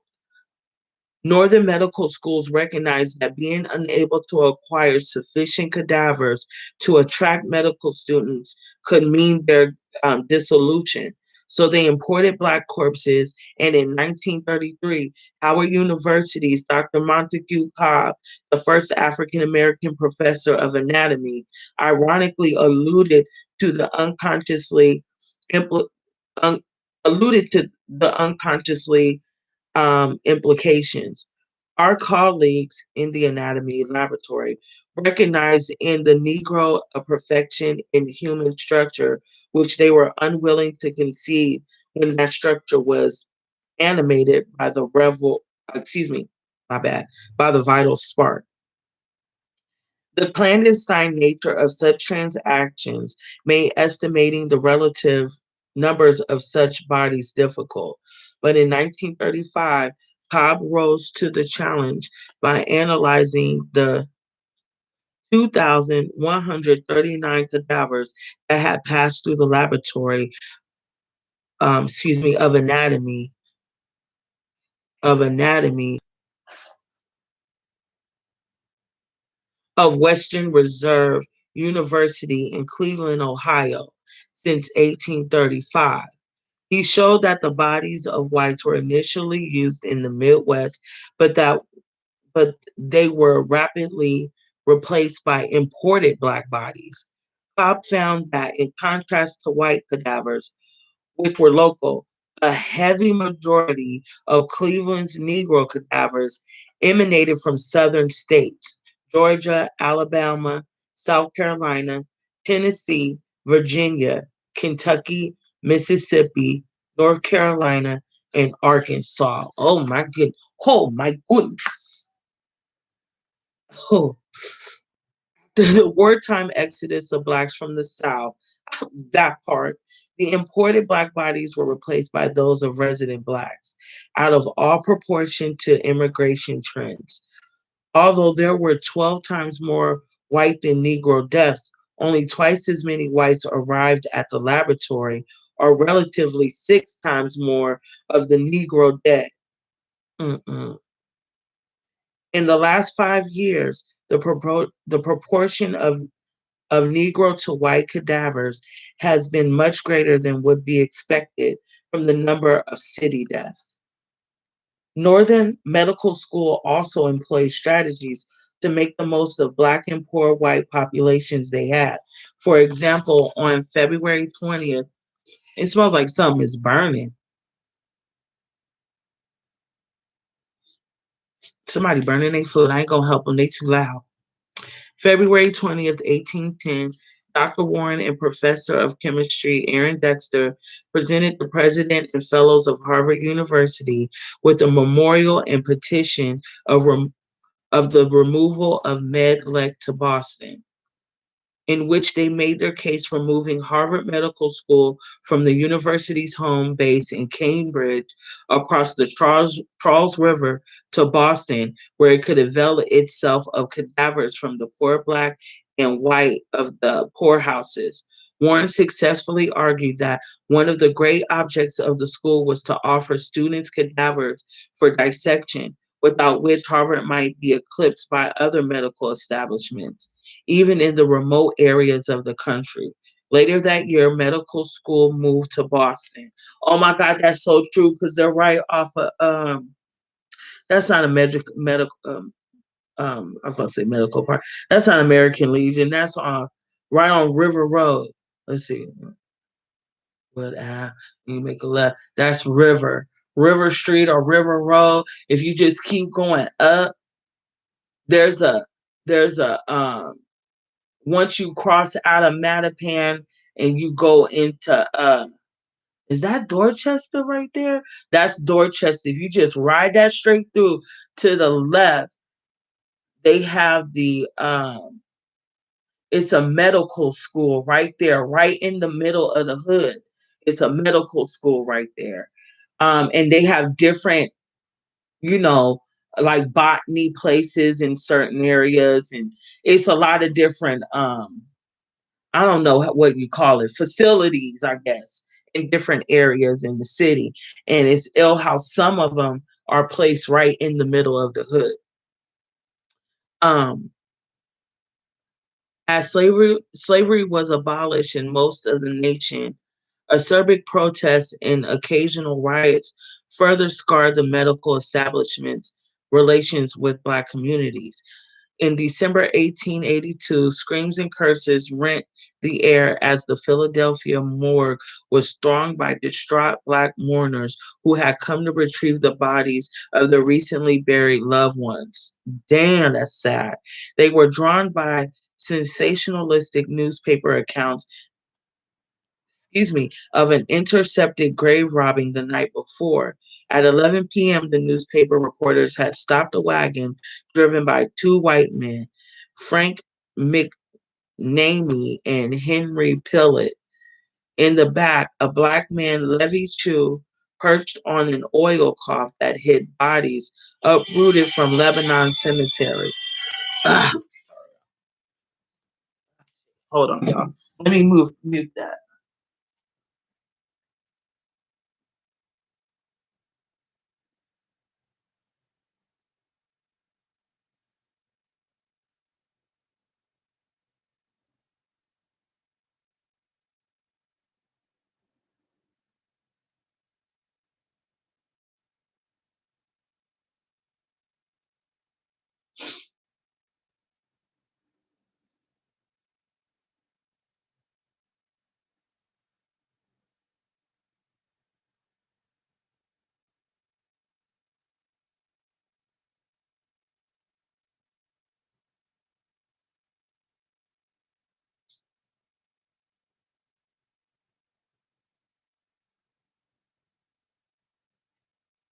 Okay, y'all. My date, like, so what's up? Where you at? I'm reading, so reading is fundamental around this motherfucker. Oh, baby. You gonna be waiting a little minute? Oh, it ain't got a lot. Okay.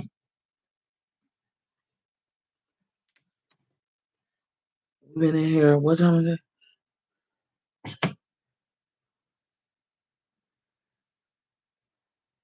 Let me mute myself in case I say something.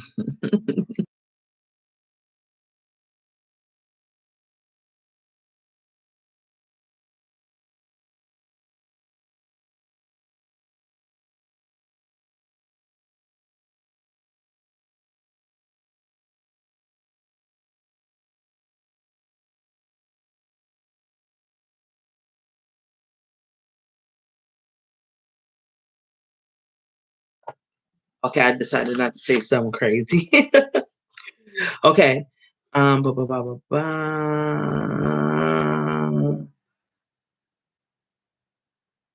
Okay, uprooted from the Lebanon cemetery, Philadelphia's African American burial ground. Levi Chu was the brother of Lebanon cemetery director Robert Chu, and the bodies were hidden in a wagon bound for Jefferson Medical College.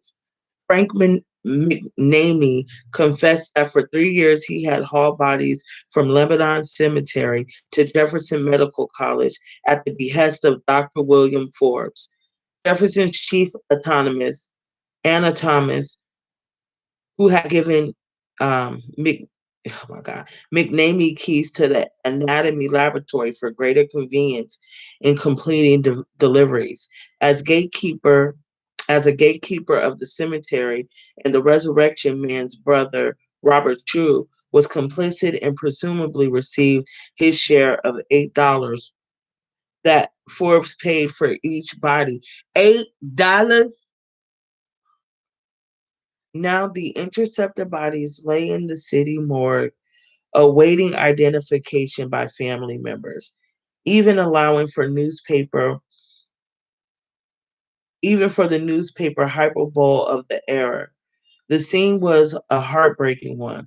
Distraught families vowed vengeance on the grave robbers, and sobs racked and prostrated old women who had been able to bury their husbands only after begging the Rezaquit $20 from his former co-workers at the war. That's fucking hell. Is that okay?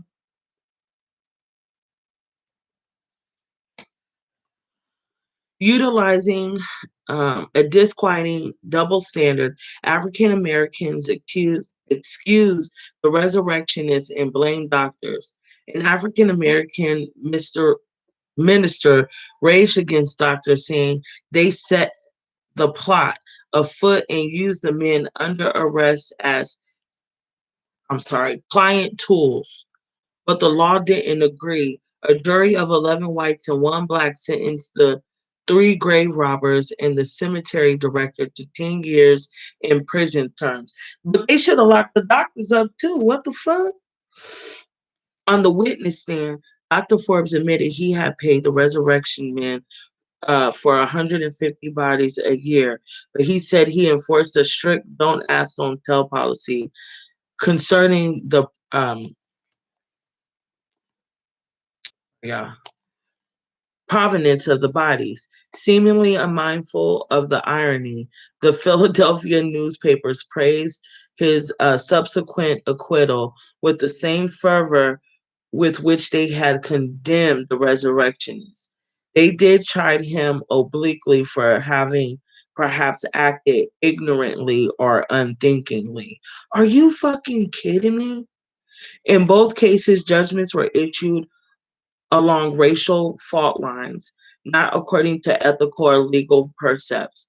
The Black populace ignored the fact that the Jews were guilty of a doubly portrayed trust to people who entrusted the cemetery owner with bodies of their loved ones and to their larger ethnic community.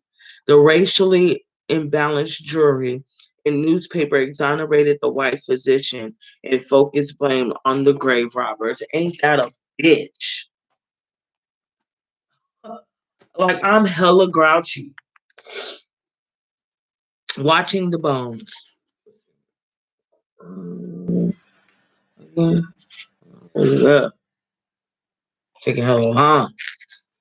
For many, the final manifestation of medical racism is the post-mortem display of African American bodies. Without their consent, stuffed, mummified, or skeletal Black bodies have been displayed in doctors' offices, anatomy laboratories, museums, traveling sideshows, and even private businesses. Some libraries and physicians still possess books bound in the skins of African Americans, souvenirs that were typically bought from grave robbers. Oh my God, that's nasty. That is nasty. Souvenirs that were typically bought from grave robbers.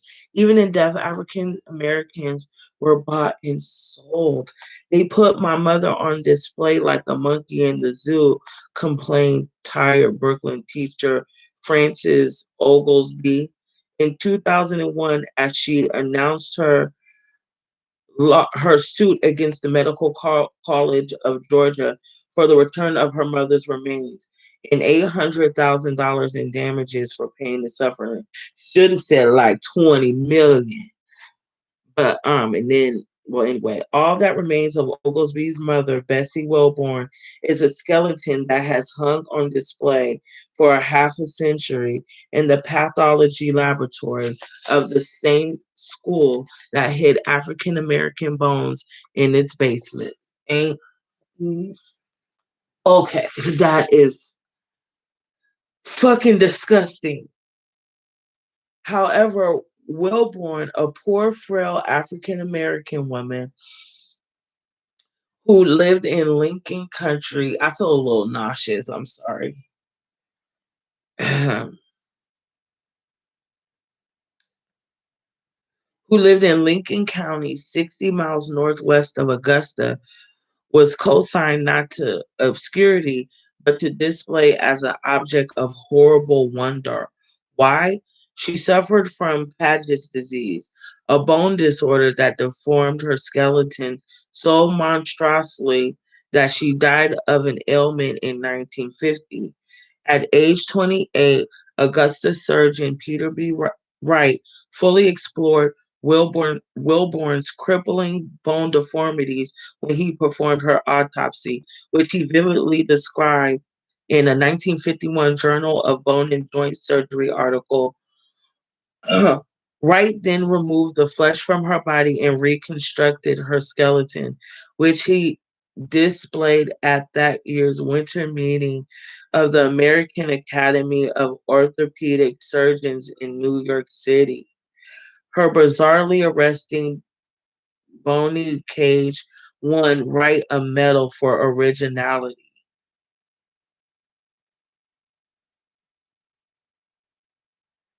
Wilborn's family thought she had been buried. Okay, this is getting. I'm sorry. After Oglesby sued the Medical College of Georgia, I'm gonna keep saying they stupid ass name, eventually agreed to return Wilburn's remains and pay for her burial, but her lawyers advised that this would destroy evidence central to her suit. She refused. A Georgia Court of Appeals ruled against Oglesby in 2004, noting that the school had been immune from lawsuits when her mother died and that she waited too long to sue. Wilborn's skeleton still hangs in the Medical College of Georgia, jealousy guarded from all but Medical College Georgia's eyes. I wish you would have my mama hanging up like that. Displaying the bodies of African Americans has helped to alienate them from healthcare system very efficiently. An incident in the life of Dr. Simpkins, of Lewisburg, West Virginia, was offered by a local biographer to illustrate that the doctor was imbued with the spirit of research and a desire to improve his knowledge of medicine. When an enslaved African American, Tom was condemned to death for murder in 1824. Simpkins said he obtained Tom's body by promising him all the gingerbread he could eat until his hanging. After the execution, Simpkins assembled Tom's skeleton and hung it on his waiting room door, where the biographer explains it terrified patients when the wind um, made the skeleton move. The latter detail is telling because Tom's skeleton is no symbol of scientific illumination. It has been transformed into a sort of medical boogeyman. Black bodies on anatomist tables, black skeletons hanging in doctors' offices, and a widespread display of purloined black body parts constituted the same kind of warning to African Americans as did the this is disgusting. The bodies of lynched men and women left hanging on trees where blacks would be sure to see them or cut up as souvenirs of racial violence. Yale historian Harley Warner has observed that the symbolic parallel is also clearly visible between the formal stances and the dual tableau of commemorative professional portraits of medical students and the commemorative portraits of whites celebrating the lynching of African American men and women. So I think are they referring to that skeleton that you see in the doctor's office?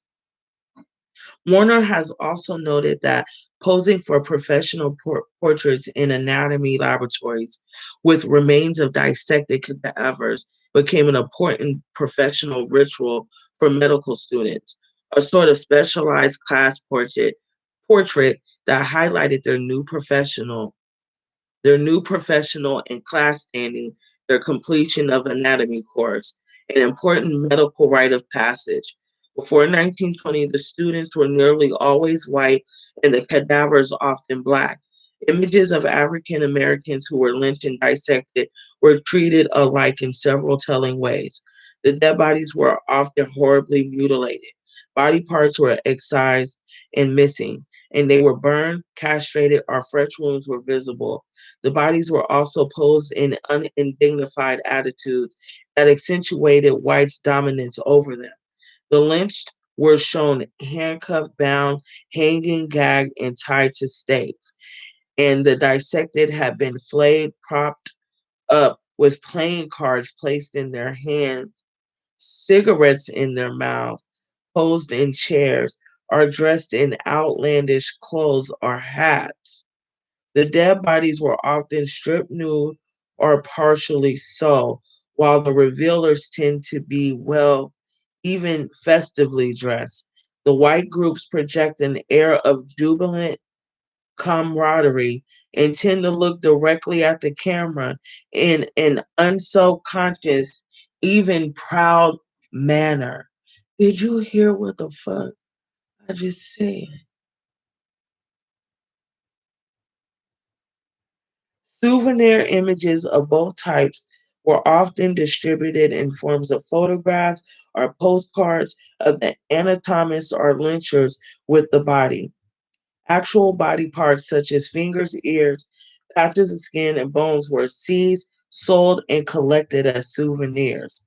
Lynch bodies and grisly human souvenirs served as warnings to blacks that whites could torture them, murder them, and defile their bodies with impunity. Any African American, literate or not, could read the same clear warnings in professional portraits of groups of jocular white physicians and physicians to be posing with flayed, dissected black remains. The disrespectful use and display of Black cadavers by white medical students is a reoccurring motif in physicians' writings. During the 1850s, Dr. Henry Louis Clay, a Southern physician with a literary bent, uh, published many Rausch's accounts of medical exploits by a fictional alter ego. In one tale, Dr. Madison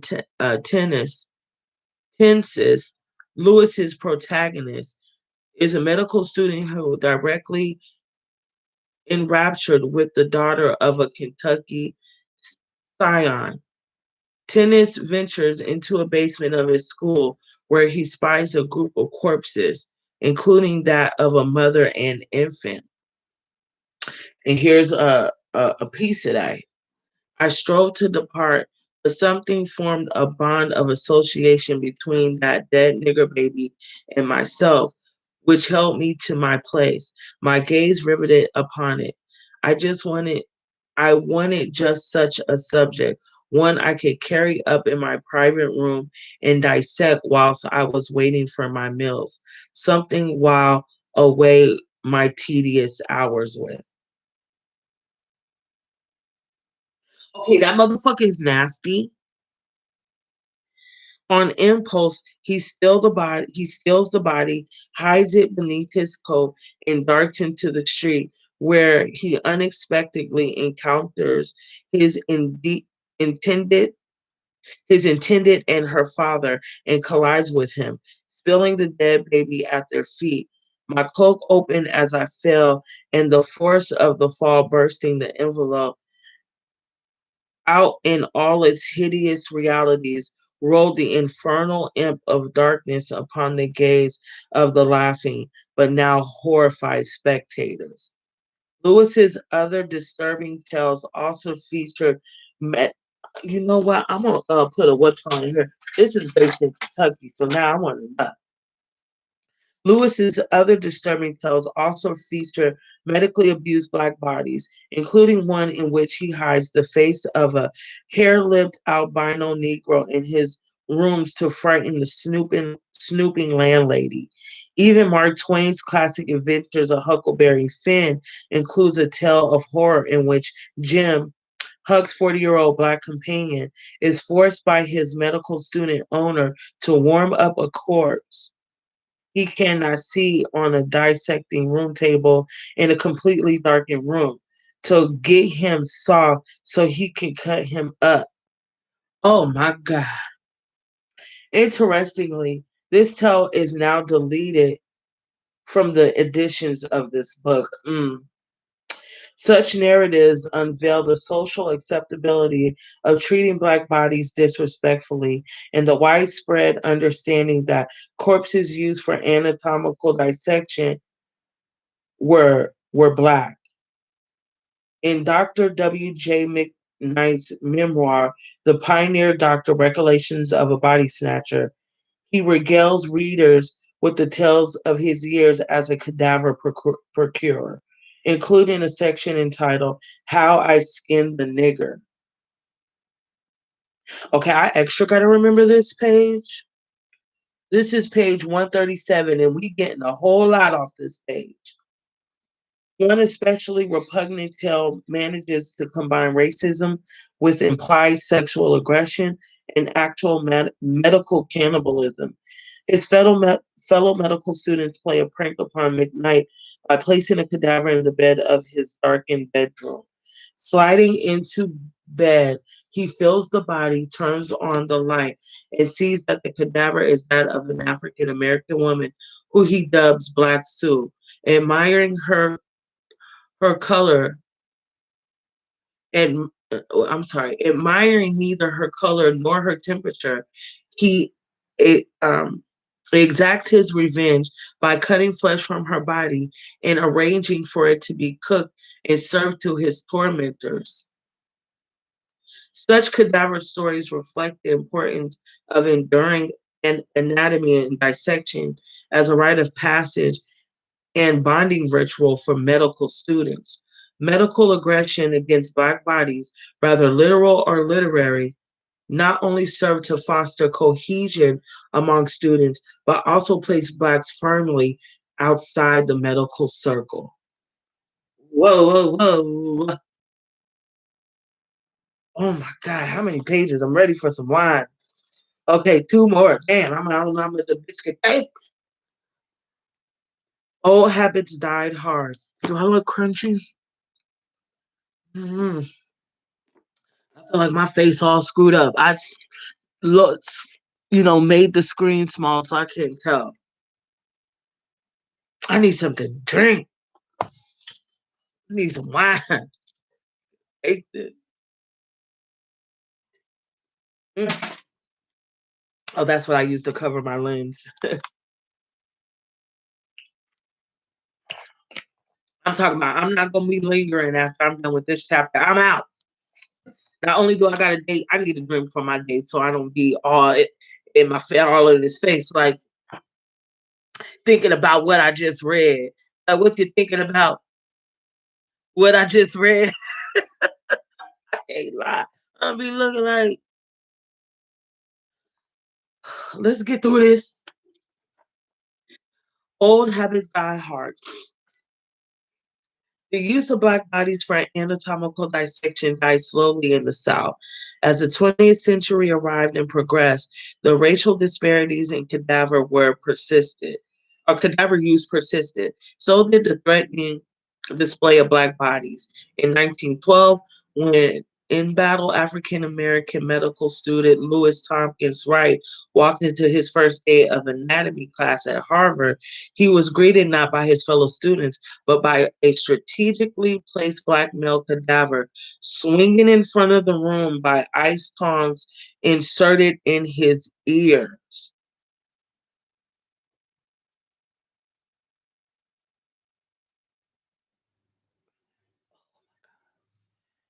All I want to see is that they don't really care about us. In 1893, only 49 cadavers were procured legally at 7 Baltimore medical schools that served 1,200 students.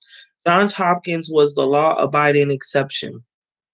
The school legally procured all its 1,200 cadavers over the next 6 years. However, two-thirds were Black. In 1913, Alabama and Louisiana still lacked a legal source of cadavers. 7 years later, Tennessee grave robbers still supplied bodies for its state medical school and for Iowa City School of Medicine. A 1913 survey of 55 medical students determined that a large majority obtained most of their bodies for dissection from poorhouses. Other major sources included hospitals and tuberculosis sanitaria. As late as 1933, Dr. W. Montague Cobb conducted a survey for the American Association of Physical Anthropologists, which revealed that many Southern medical schools of the early 20th century still only used Black divers for teaching anatomy. By about 1967, in the period during which Addie Mae Collins' body was buried, 47 out of 87 schools received less than half of their bodies through volunteers and family donations. The rest were supplied by entrepreneurs.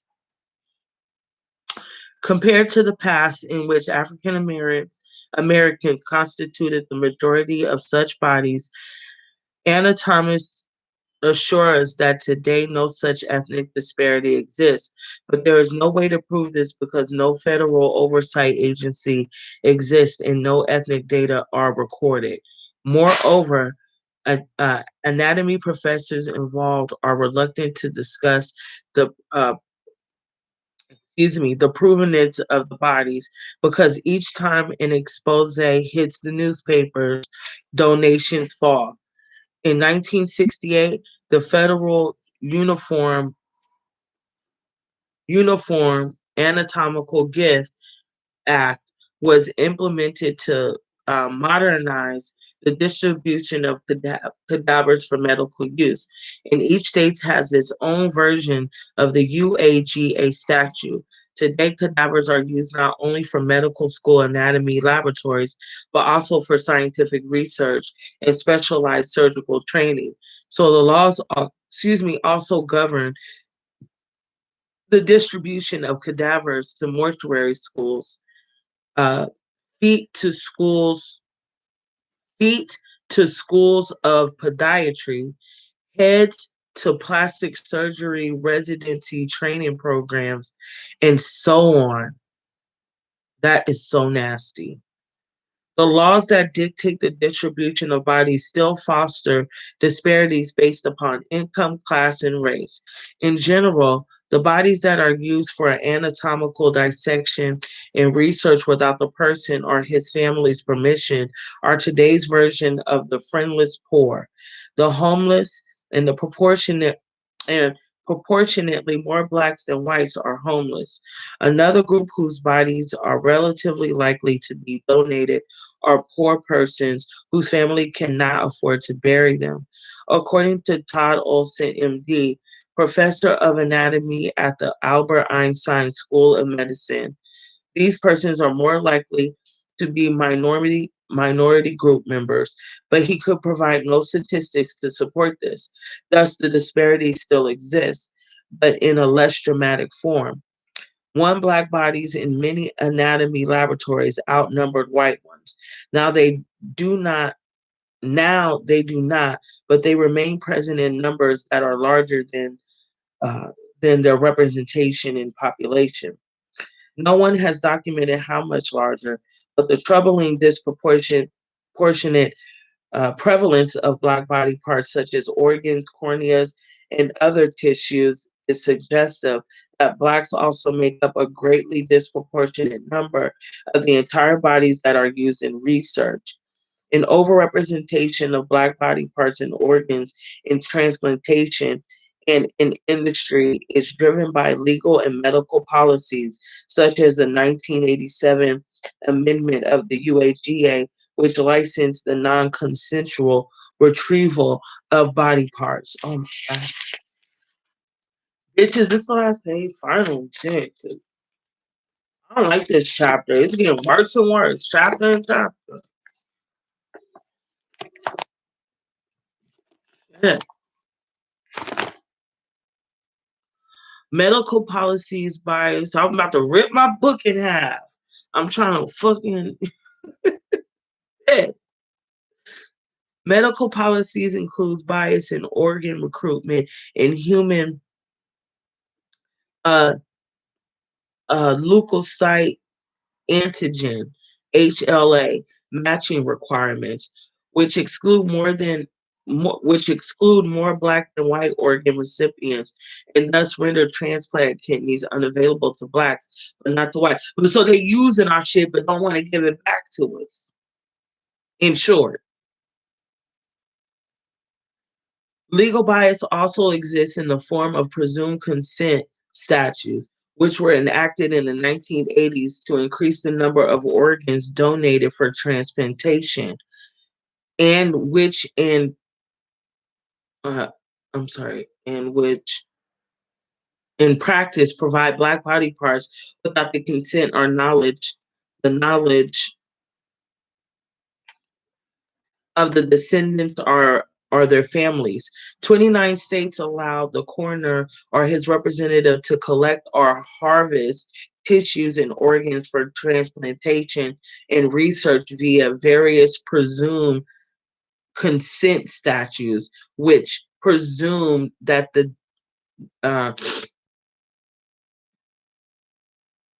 the decedent will want to donate his body parts. However, many Blacks do not wish to donate their bodies and body parts. That part, me too.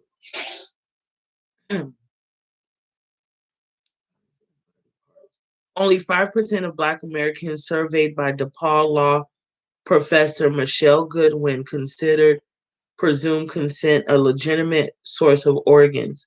86% of Blacks she surveyed thought that presumed consent should be illegal. It is Blacks whose organs and tissues are most likely to be appropriated via pre-assumed consent by coroners after autopsy, because coroners autopsy the bodies of persons who die in catastrophic accidents or homicides. And during the same period that the presumed consent statutes were enacted, the homicide rates of Blacks and Latinos skyrocketed. Since 1980, Black Americans have remained 6 to 8 times more likely than whites to be murdered. Oh shit, we're getting close to my theory. I in no way suggesting that this is a predominance of Black body parts was deliberately engineered. I am, but the confluence of presumed consent statutes and the appearance of Black homicide victims on coroners' tables explains why their organs and tissues dominate body scandals. For example, in 1997, the Los Angeles coroner's office was found to have sold more than 500 pairs of corneas a year to the Doheny Eye and Tissue Transplant Bank. 80% of the Blacks and Latinos whose corneas fetched a profit of 1,000%. Theoretically, at least. And who's the ones that's gangbanging out in LA? Blacks and Latinos. Who's the ones killing each other out there? Blacks and Latinos. And who are the ones getting murdered by the police? Blacks and Latinos. They had one boy hanging from the tree, and they shot the Mexican boy 40 times. That's just two that I just came up with real quick. Well, I'm real popular tonight, ain't I? So theoretically, at least persons out by preventing the harvesting of their own loved ones' organs. And if they know how and were to lodge objections before death, but few people in the affected 26 states know about the laws, which means they cannot opt out. No public service announcements alert people in affected states, as they alert people of the option of organ donation and the possibility of signing one's license in order to donate organs. And if you do donate organs, right, that you got to go through hell to get it taken off your damn ID. You got to send in the paperwork that goes to a whole nother place to let them know that you don't. I did it like an idiot one time, and then I went back and I was like, yo, I'm not donating my organs, and I had to go through hell to get that taken off. So I think I'm gonna just maybe take my shahada so they know, even though I'm not religious in real life, they know I don't want none of my organs taken out, and then they could just wrap me up, throw me in the dirt, and do. I don't know when I go. Okay, all my shit is going to the crossroads with me. The same high rate of homicide that delivers Blacks to coroners' tables can ultimately deliver them to those of anatomists, because coroners also supply medical learning institutions through the provisions of the UAGA. Today, as in the past, most people whose bodies are so used never gave their permission, because although informed consent remains the gold standard for medical research with living persons, decisions about the donation of one's body after death are made by others. Olson says that in New York State, most cadavers are donated by families. Ooh, they traitors. Some schools, such as Harvard Medical School, preclude exploitation of any bodies by using only those of persons who donated their bodies before their deaths. But in most medical institutions, there are 3 rows to the autonomous tables. One can volunteer to be dissected or used for medical education. A family can donate the body after death, or the coroner's office can give a body to a medical school if no one with the legal right to do so claims the body and takes responsibility for the costs of disposing of it. In 1999 to 2000, Half the bodies in New York State were donated not by family, but by the coroner's office. 8% of the bodies used in New York schools fall into a latter category. These unclaimed bodies are more likely to be the bodies of the homeless than not. Few people remain unclaimed for the 2 to 4 months that most schools wait before using a cadaver. Estimates from Autonomous leave ample grounds to suspect that African Americans still run a greater risk of having their bodies conscripted for medical demonstration, autopsy, and display. Olson explains that there is no national data describing the proportion of unclaimed bodies to donate bodies, but the case of New York State is instructive because it distributes more bodies for scientific use than oh shit. She scared the shit out of me. Use than any other state. In 1999, don't worry, y'all, I'm out of here. I ain't waiting for that condo. I'm out. In 1999 to 2000, New York distributed 120 unclaimed bodies for anatomical dissection. One of every 2 bodies falls into this category. The racial disparity may persist, but still there's also evidence of a changed attitude toward anatomical dissection. This evidence lies not in numbers, but in new medical traditions. Students no longer mock cadavers by indulging in ribald poses with them. The gruesome genre of stories medical students tell themselves about anatomy class experiences has persisted, but no longer exclusively features disrespectfully treated Blacks.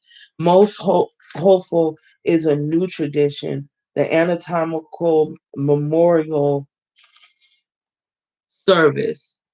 In the 19th century, the Medical College of Georgia and other schools blindly tossed the bones of African American dissection subjects into a basement. But today's medical school provides anatomical subjects with burials.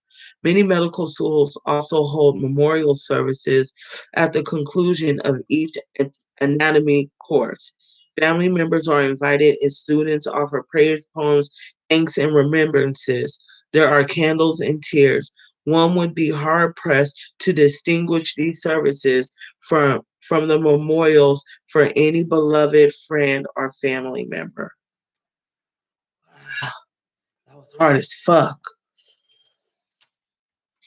And she said, look at you shook.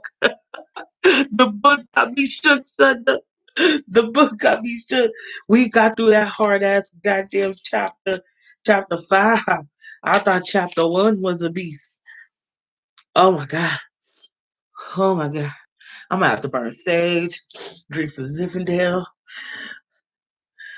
God, give thanks to the ancestors and some prayers, girl. Okay, diagnosis. Chapter 6, diagnosis. And then freedom. The Civil War, emancipation, and fin de say I do not speak French. Medical research. Oh shit. The Civil War, emancipation, and fin de. I don't know who was good in French. I took Spanish. Fin de Cecily, medical research. That's the next chapter. I'm not excited. Now we going into war, so it's gonna be more body parts found in obscure places. How much chapters we got to go? I can't take it. I'm sorry, y'all. I can't take it. Hold on, we ain't reading the acknowledgments. We done when we done. Hold on, y'all. I got to know today. I want to know because I don't know how long I could do this. Okay, I said I was gonna read it. We gonna read it all the way through. I'm so glad that you guys stuck through this hard ass chapter with me. Let me go back to that one page, 137. I ain't forget because 137 got really gangster. How I skinned a nigger. You know what? Because you want to know why I want to go back to that. You see how they were jokingly writing stories about killing us. He was talking about an infant child, how he stole a dead infant child. Now all that those weirdo, because I was going through like phases, like where I would go to like racist websites. I would, go to I would look at ill shit like back in the day, like 10 years ago, because I wanted to get an understanding how racist white people think. So I go, the website still very much exists to this day. And they got websites that where it's nothing but like nigger this, nigger that. I mean, they got all kind of ill shit talking about us. So I would go to those sites just so I could get try to understand what the fuck. So all that weirdo shit with those, it would be some weird ass white boys like in those weirdo websites, like, not, they're kind of like 4chan, but not in the dark web, like the regular web version of that. There used to be this website, like they used to say tell ill shit, how they used to like, necrophilia and all of that. So yeah, so reading this book and looking at the history of these weirdo ass doctors, these are their ancestors. This is in their lineage. Them doing that ill shit is in their bloodline. That's what they do. That's what they about. We not about that. And any, I don't know, any black person that's about that, I think you possess. But as we can see, I just feel like listening to Can't Trust It. Oh, go, no, no, no. Like, I just feel like listening to just revolutionary music right now. Like, I'm already late for my date. So I'm going to wrap this up. I'm gonna see y'all tomorrow with another scary ass chapter out of the medical apartheid. We're gonna read chapter 6, and tomorrow's Thursday. So tomorrow's going to be earlier than usual. It's going to be a whole lot earlier. So if you're available, if you at work during the day and you can listen to earbuds or whatever, or your earphones, I'll be coming on somewhere between 2:30 and 3 o'clock. And so we could get it out the way, because I got to get my auntie duties together, because my nephew's coming through for the weekend. So I got to make sure I'm ready for when he comes through on Friday. So that's why I'm leaving early on Thursday. So getting off work early on Thursday. So I'm gonna go straight from work straight to the live, or get my stuff together in case I want to share something with y'all, and then I'll jump on the live, and then y'all could just rewatch watch it later. Okay. And thank you for the love. Thank you for the likes. Thank you for going through this with me. Because can you imagine reading this by yourself? You got to be a tough motherfucker. You know? Now, we ain't going to do a movie night, but I think I'm going to come through with a recipe, because it's been a long ass time.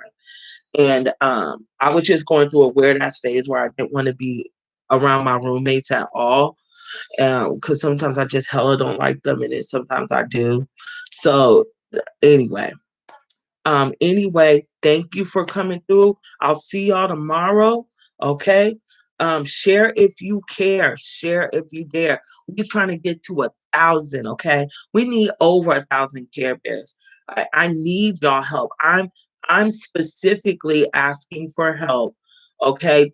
To, if you know somebody who's into this kind of stuff like we are, then put them on so we could get to 1,000 over here. Okay. We need 1,000 subscribers. I got well beyond the watch time. I'm way over the watch time. It's the subscribers. And I need y'all help, because they don't like what I talk about. And I want to get more subscribers so we can move to different platforms and shit. So, okay. So, all right. Yeah, share with your girls, man. Word. And thanks for the love, Shonda. Thanks for sliding through, Leisha. Thanks, cuz, for, I don't know where Andrea is at, but Robo Bear, I'll see you tomorrow. Okay? Peace, love, and hair grease, and all that jazz. I'll see you on the next one. Peace.